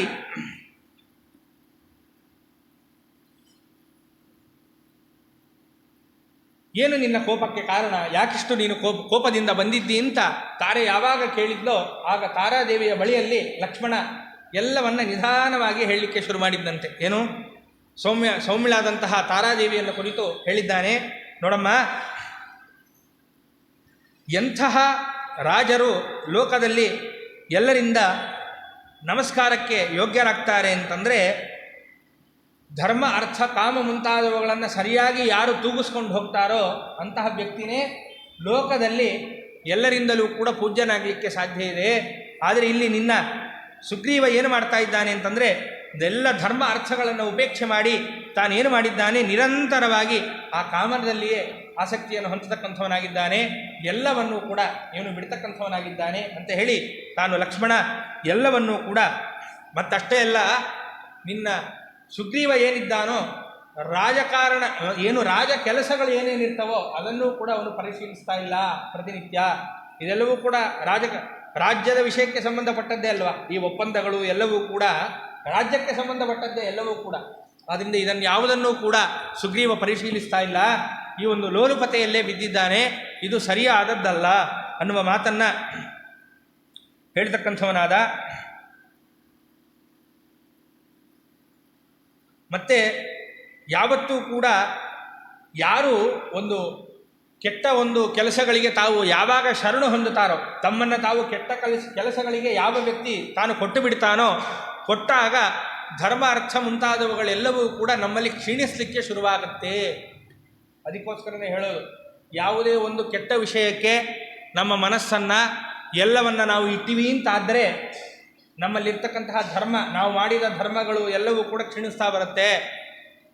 ಅದು ದುಡ್ಡಿನ ವಿಷಯ ಆಗ್ಬೋದು, ಅದು ಇನ್ನೊಂದು ವಿಷಯ ಆಗ್ಬೋದು, ಅದು ಕಾಮಕ್ಕೆ ಸಂಬಂಧಪಟ್ಟದ್ದಾಗ್ಬೋದು, ಯಾವುದೇ ಇರಲಿ, ಯಾವುದು ಎಷ್ಟಿರಬೇಕೋ ಅಷ್ಟೇ ಇರಬೇಕು. ಹೆಚ್ಚಾಯಿತು ಯಾವುದಾದ್ರೂ ಒಂದು ಅಂತಾದರೆ ನಮ್ಮಲ್ಲಿ ಧರ್ಮ ಕ್ಷೀಣಿಸಬೇಕಾಗತ್ತೆ ಅನ್ನುವ ಮಾತನ್ನು ಲಕ್ಷ್ಮಣ ತಿಳಿಸಿಕೊಡ್ತಾ ಇದ್ದಾನೆ. ಆದ್ದರಿಂದ ಈಗ ಇಲ್ಲಿ ಏನಾಗಿದೆ, ತಾನು ಯಾವುದೋ ಒಂದು ಸುಖಕ್ಕಾಗಿ ತಾನು ಎಲ್ಲವನ್ನೂ ಬಿಟ್ಟುಬಿಟ್ಟಿದ್ದಾನೆ ಈಗ ಸುಗ್ರೀವ. ಆದ್ದರಿಂದ ಈ ಧರ್ಮ ಎಲ್ಲವೂ ಕೂಡ ಕ್ಷೀಣಿಸ್ತಾ ಹೋಗ್ತಾ ಇದೆಯಮ್ಮ, ಇದು ಸರಿಯಾದದ್ದಲ್ಲ. ಈಗ ದೇಹಾಭಿಮಾನ ಹಾಕ್ಕೊಂಡ್ರೂ ಧರ್ಮ ಕ್ಷೀಣಿಸುತ್ತೆ. ಯಾಕೆಂತಂದರೆ ಧನುರ್ಮಾಸ ಮುಂತಾದ ಅನೇಕ ಮಾಸ ಧರ್ಮಗಳಲ್ಲಿ ಬೆಳಿಗ್ಗೆ ಸ್ನಾನ ಮಾಡು ಅಂತ ಹೇಳ್ತಾರೆ. ಚಳಿಗೆ ಹೇಳೋಕ್ಕಾಗಲ್ಲ, ದೇಹಾಭಿಮಾನ ನನಗೇನಾಗ್ಬಿಟ್ರೆ ಅದರಿಂದ ದೇಹಾಭಿಮಾನದಿಂದ ವಿಹಿತ ಕರ್ಮಗಳ ತೊರೆದು ಅಂತ ಹೇಳ್ತಾರೆ ದಾಸರು.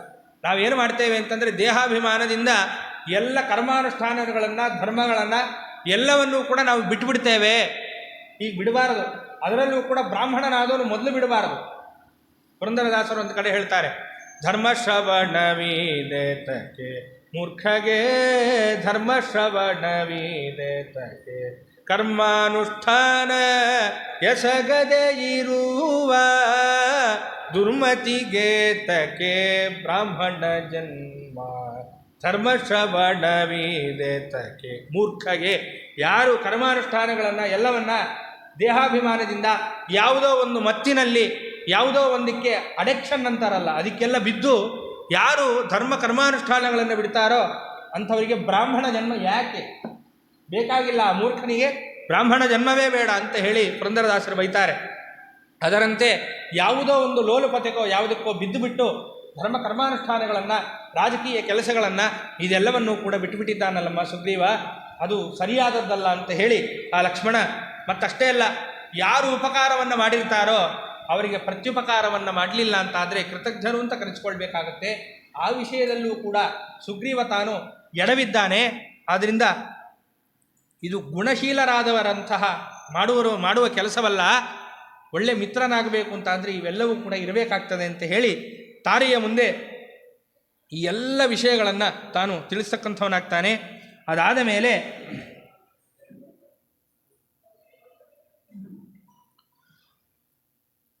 ಇನ್ನೂ ಒಂದು ವಿಚಾರಗಳನ್ನು ಬಹಳಷ್ಟು ವಿಚಾರಗಳನ್ನು ಹೇಳಿದ ಮೇಲೆ ಆಗ ತಾರೆ ಒಂದು ಮಾತನ್ನು ಹೇಳ್ತಾಳೆ. ಏನು? ಯಾವ ವ್ಯಕ್ತಿ ತಾನು ಕಾಮಕ್ಕೆ ಒಳಗಾಗಿ ಬಿಡ್ತಾನೋ ಅವನು ದೇಶ ಕಾಲಗಳ ಪರಿವಿಲ್ಲದೆ ತಾನು ವರ್ತಿಸ್ತಾನೆ.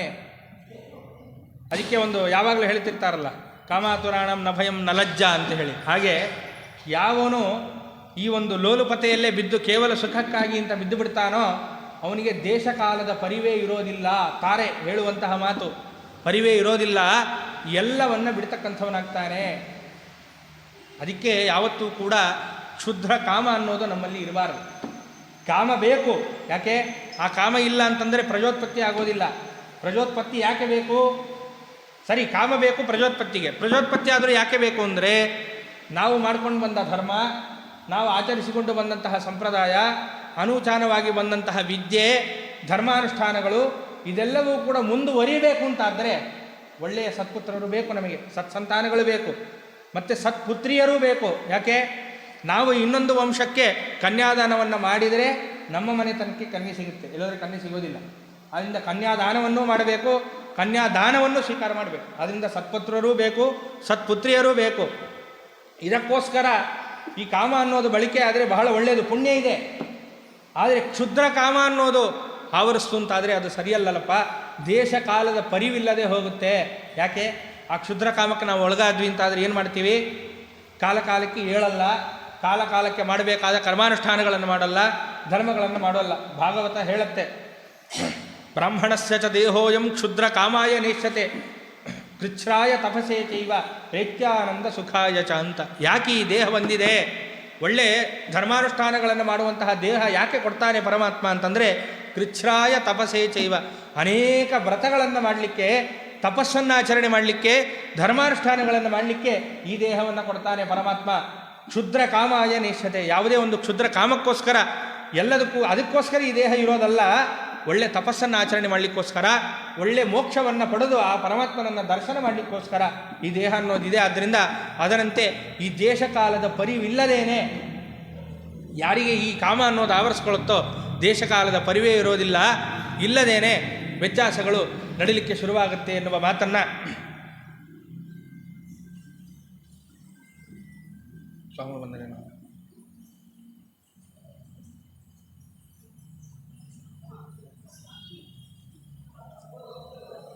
ಮುಂದುವರ್ಸ.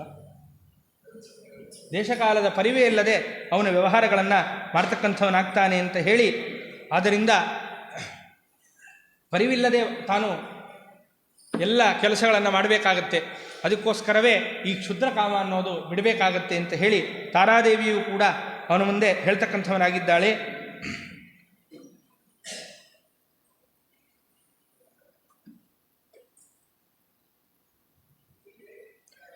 ಮತ್ತು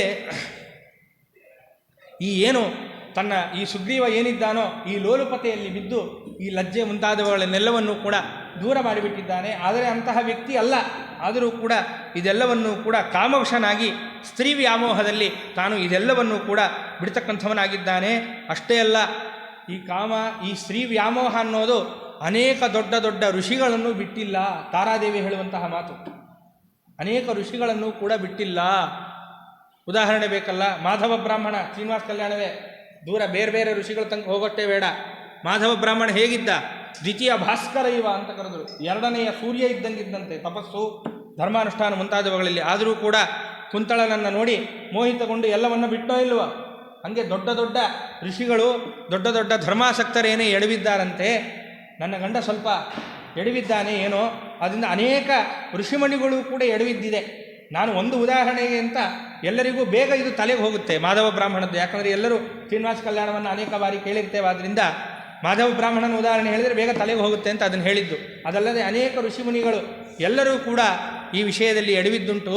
ಹಾಗೆ ನನ್ನ ಈ ಸುಗ್ರೀವನು ಕೂಡ ಎಡವತಕ್ಕಂಥವನಾಗಿದ್ದಾನೆ, ವಸ್ತುದಸ್ತು ಆ ಸ್ವಭಾವ ಇರುವವನಲ್ಲ ಅಂತ ಹೇಳಿ ತಾರೆ ಇನ್ನಷ್ಟು ಆ ಸುಗ್ರೀವನಿಗೆ ಎಲ್ಲ ವಿಚಾರಗಳನ್ನು ತಾನು ಹೇಳ್ತಕ್ಕಂಥವಳಾಗಿದ್ದಾಳೆ. ಮತ್ತಷ್ಟೇ ಅಲ್ಲ, ಇನ್ನೂ ಈಗ ಗಂಡನನ್ನು ಬಿಡುವಂತಿಲ್ಲ, ಲಕ್ಷ್ಮಣನಿಗೂ ಸಮಾಧಾನವಾಗಬೇಕು. ಈಗ ಲಕ್ಷ್ಮಣ ಈಗ ಸುಗ್ರೀವನನ್ನು ಬೈತಾ ಇದ್ದಾನೆ ಅಂತ ಹೇಳಿಬಿಟ್ಟು ತಾರೆ ಚೆನ್ನಾಗಿ ಬೈದು ಬಿಡೋದ ಜೊತೆಗೆ? ಹಂಗೆ ಮಾಡಬಾರ್ದು. ಆದ್ದರಿಂದ ಇನ್ನೂ ಒಳ್ಳೆಯ ಹಿತನುಡಿಗಳನ್ನು ತಾರಾದೇವಿ ಆಡ್ತಕ್ಕಂಥವರಾಗಿದ್ದಾರೆ. ಅವಶ್ಯವಾಗಿ ಸುಗ್ರೀವ ಏನಿದ್ದಾನೋ ಎಲ್ಲ ನಿನ್ನ ಉದ್ಯೋಗಗಳನ್ನು, ಅಂದರೆ ಏನು ಕೆಲಸಗಳಾಗಬೇಕೋ ಅದೆಲ್ಲವನ್ನೂ ಕೂಡ ಆರಂಭಿಸಿ ಆಗಿದೆ. ಈಗ ಏನಾಯ್ತು, ಇಷ್ಟೊತ್ತು ತಾರಾದೇವಿ ಏನು ಮಾಡಿದ್ದಾಳೆ, ಇಷ್ಟೊತ್ತು ಲಕ್ಷ್ಮಣ ಏನು ಹೇಳಿದ, ಇಲ್ಲ ಹೀಗೆ ಮಾಡ್ಬೋದಾ, ಒಬ್ಬ ಮಿತ್ರನಾಗಿದ್ದಾನೆ, ಒಳ್ಳೆ ಸುಜ್ಞಾನಿಯಾಗಿದ್ದಾನೆ ಸುಗ್ರೀವ, ಇಷ್ಟಾದರೂ ಕೂಡ ತಾನು ವ್ಯತ್ಯಾಸವಾಗಿ ನಡ್ಕೊಂಡ್ಬಿಟ್ಟನಲ್ಲ, ಯಾವುದೋ ಒಂದು ಲೋಲುಪತೆಗೆ ಬಿದ್ದು ಅಂದ ತಕ್ಷಣ ತಾರಾದೇವಿ ಏನು ಹೇಳಿದ್ಲು, ಇಲ್ಲ ಹೀಗೇನೋ ಒಂದು ವ್ಯಾಮೋಹದಿಂದ ಲೋಲುಪತೆಯಲ್ಲಿ ಬಿದ್ದುಬಿಟ್ಟಿದ್ದಾನೆ ಸುಗ್ರೀವ ಅಂತ ಹೇಳಿದರೂ ಕೂಡ ಈಗ ಸುಗ್ರೀವನನ್ನು ಹಿಂದೆ ಹಾಕ್ಕೊಂಡು ಬರಬೇಕು, ಬಿಟ್ಟುಬಿಡಬಾರ್ದು. ಆದ್ದರಿಂದ ಮುಂದೆ ಏನು ಹೇಳ್ತಾ ಇದ್ದಾಳೆ ಅಂತಂದರೆ, ಉದ್ಯೋಗವನ್ನು ಏನು ಮಾಡಬೇಕೋ ಆ ಎಲ್ಲ ಕೆಲಸಗಳನ್ನು ಈಗ ಶುರು ಮಾಡಿ ಆಗಿದೆ ಸುಗ್ರೀವ.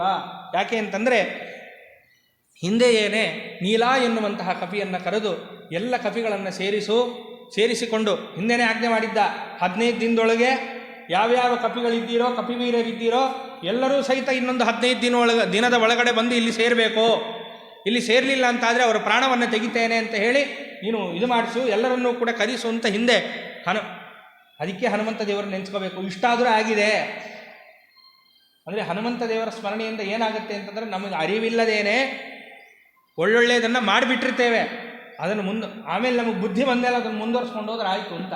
ಆದ್ದರಿಂದ ಇದಕ್ಕೋಸ್ಕರ ಒಳ್ಳೆ ವಾಯುದೇವರ ಮುಂತಾದ ಎಲ್ಲ ಜ್ಞಾನಿಗಳ ಉಪಾಸನೆಯನ್ನು ನಾವು ಮಾಡತಕ್ಕದ್ದು. ಆದ್ದರಿಂದ ಹನುಮಂತ ದೇವರ ಉಪದೇಶದಿಂದ ಹಿಂದೆಯೇ ನೀಲಾ ಎನ್ನುವಂತಹ ಕಪಿಯನ್ನು ಕರೆದು ತಾನೇನು ಮಾಡಿದ್ದಾನೆ, ಆಜ್ಞೆಯನ್ನು ಮಾಡಿದ್ದ.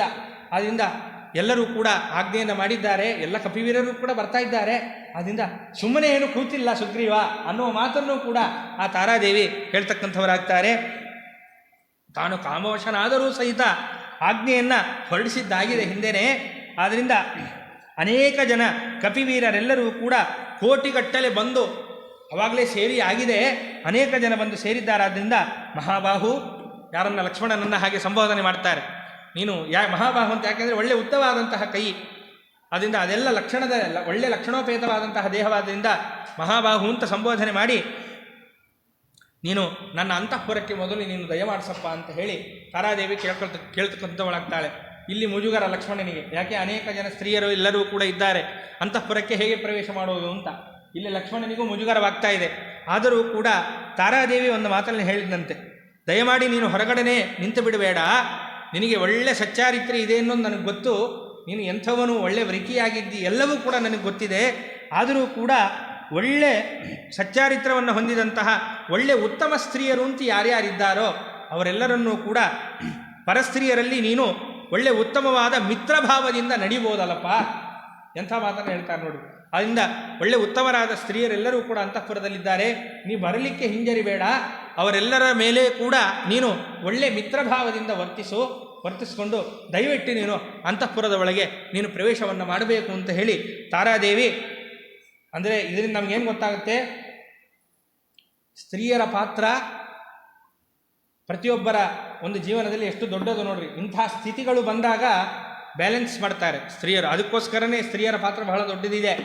ಎಲ್ಲ ಸ್ತ್ರೀಯರು ಕೂಡ ಇಂಥ ಸ್ಥಿತಿಗಳು ಬಂದಾಗ ಅದನ್ನು ಶಾಂತಗೊಳಿಸಿ ಆ ಪರಿಸ್ಥಿತಿಯನ್ನು ತಿಳಿ ಮಾಡುವಂತಹ ಸ್ವಭಾವ ಅವರಿಗಿರುತ್ತೆ. ಆದ್ದರಿಂದ ಲಕ್ಷ್ಮಣನನ್ನು ಸ್ವಲ್ಪ ಪ್ರಸನ್ನೀಕರಿಸಿ ತಾನೇನು ಮಾಡಿದ್ದಾಳೆ, ಅಂತಃಪುರಕ್ಕೆ ಸ್ವಾಗತವನ್ನು ಮಾಡ್ತಕ್ಕಂಥವರಾಗಿದ್ದಾರೆ. ಅದರಂತೆ ತಾನು ಲಕ್ಷ್ಮಣ ಏನು ಮಾಡಿದ್ದಾನೆ, ಆ ತಾರೆಯ ಮಾತನ್ನು ಕೇಳಿಕೊಂಡು ತಾನು ಒಪ್ಪಿ ಏನು ಮಾಡಿದ್ದಾನೆ, ಕಾರ್ಯ ಗೌರವ, ಯಾಕೆ ಯಾವ ಕಾರ್ಯಕ್ಕಾಗಿ ಬಂದಿದ್ದಾನೆ ಈಗ ಲಕ್ಷ್ಮಣ, ಈಗ ಸೀತಾನ್ವೇಷಣ ಅನ್ನುವಂತಹ ಕಾರ್ಯ ಆಗಬೇಕೀಗ. ರಾಮಚಂದ್ರ ದೇವರಿಗೆ ಈಗ ಸೀತೆಯನ್ನು ಹುಡುಕಿ ಏನು ಕೆಲಸಗಳಾಗಬೇಕೋ ಅದೆಲ್ಲವೂ ಕೂಡ ನಡಿಲಿಕ್ಕಿದೆ, ನಡಿಬೇಕು. ಆದ್ದರಿಂದ ಯಾವುದೋ ಒಂದು ಈ ತರಹದ್ದನ್ನು ಇಟ್ಕೊಂಡು ವಿಮುಖರಾಗಬಾರ್ದಾದ್ರಿಂದ ಆ ಕಾರ್ಯದ ಮೇಲೆ ಎಷ್ಟು ಭಾರ ಇದೆ ಅನ್ನೋದನ್ನು ತಿಳ್ಕೊಂಡು ತಾನು ಲಕ್ಷ್ಮಣ ಏನು ಮಾಡಿದ್ದಾನೆ, ಒಳಗಡೆ ತಾನು ಪ್ರವೇಶವನ್ನು ಮಾಡ್ತಕ್ಕಂಥವನಾಗಿದ್ದಾನೆ. ಅಂತಃಪುರದ ಒಳಗೆ ಹೋದ ತಕ್ಷಣ ಒಳ್ಳೆ ಸುವರ್ಣಮಯವಾದಂತಹ ದೇದೀಪ್ಯಮಾನವಾದಂತಹ ಸೂರ್ಯನಂತೆ ಇರತಕ್ಕಂತಹ ದೊಡ್ಡ ಪೀಠ, ಆ ಪೀಠದ ಮೇಲೆ ತಾನು ಸುಗ್ರೀವ ಕುಳಿತುಕೊಂಡಿದ್ದಾನೆ. ಲಕ್ಷ್ಮಣ ಆ ಸುಗ್ರೀವನನ್ನು ತಾನು ನೋಡ್ತಕ್ಕಂಥವನಾಗಿದ್ದಾನೆ. ನೋಡಿ ಹೇಗಿದ್ದ ಸುಗ್ರೀವ ಅಂತಂದರೆ ಒಳ್ಳೆ ಆಭರಣಗಳನ್ನು ಧರಿಸಿದ್ದಾನೆ, ಒಳ್ಳೆ ವಸ್ತ್ರಗಳನ್ನು ಧರಿಸಿದ್ದಾನಂತೆ. ಈ ಎಲ್ಲ ವಸ್ತ್ರಗಳನ್ನೆಲ್ಲವನ್ನೂ ಕೂಡ ಧರಿಸಿ ಅವನೂ ಕೂಡ ಚೆನ್ನಾಗಿ ಒಳ್ಳೆ ಕಾಂತಿಯುಕ್ತವಾಗಿ ಆ ಸುಗ್ರೀವನು ಕೂಡ ಕಾಣ್ತಾ ಇದ್ದಾನೆ. ಇಂತಹ ಸುಗ್ರೀವನನ್ನು ಲಕ್ಷ್ಮಣ ತಾನು ನೋಡ್ತಕ್ಕಂಥವನಾದ.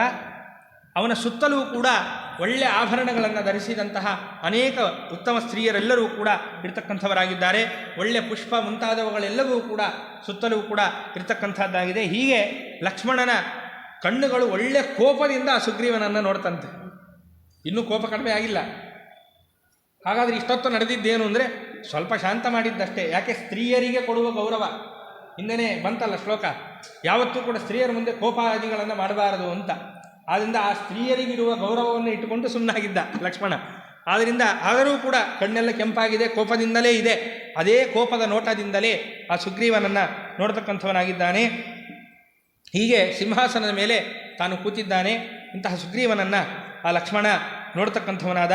ಹೀಗೆ ನೋಡಿದ ಮೇಲೆ ತಾನು ಲಕ್ಷ್ಮಣ ಏನು ಮಾಡಿದ್ದಾನೆ, ಇವಾಗ ಸುಗ್ರೀವನಿಗೆ ಎಚ್ಚರವನ್ನು ಹೇಳಬೇಕು.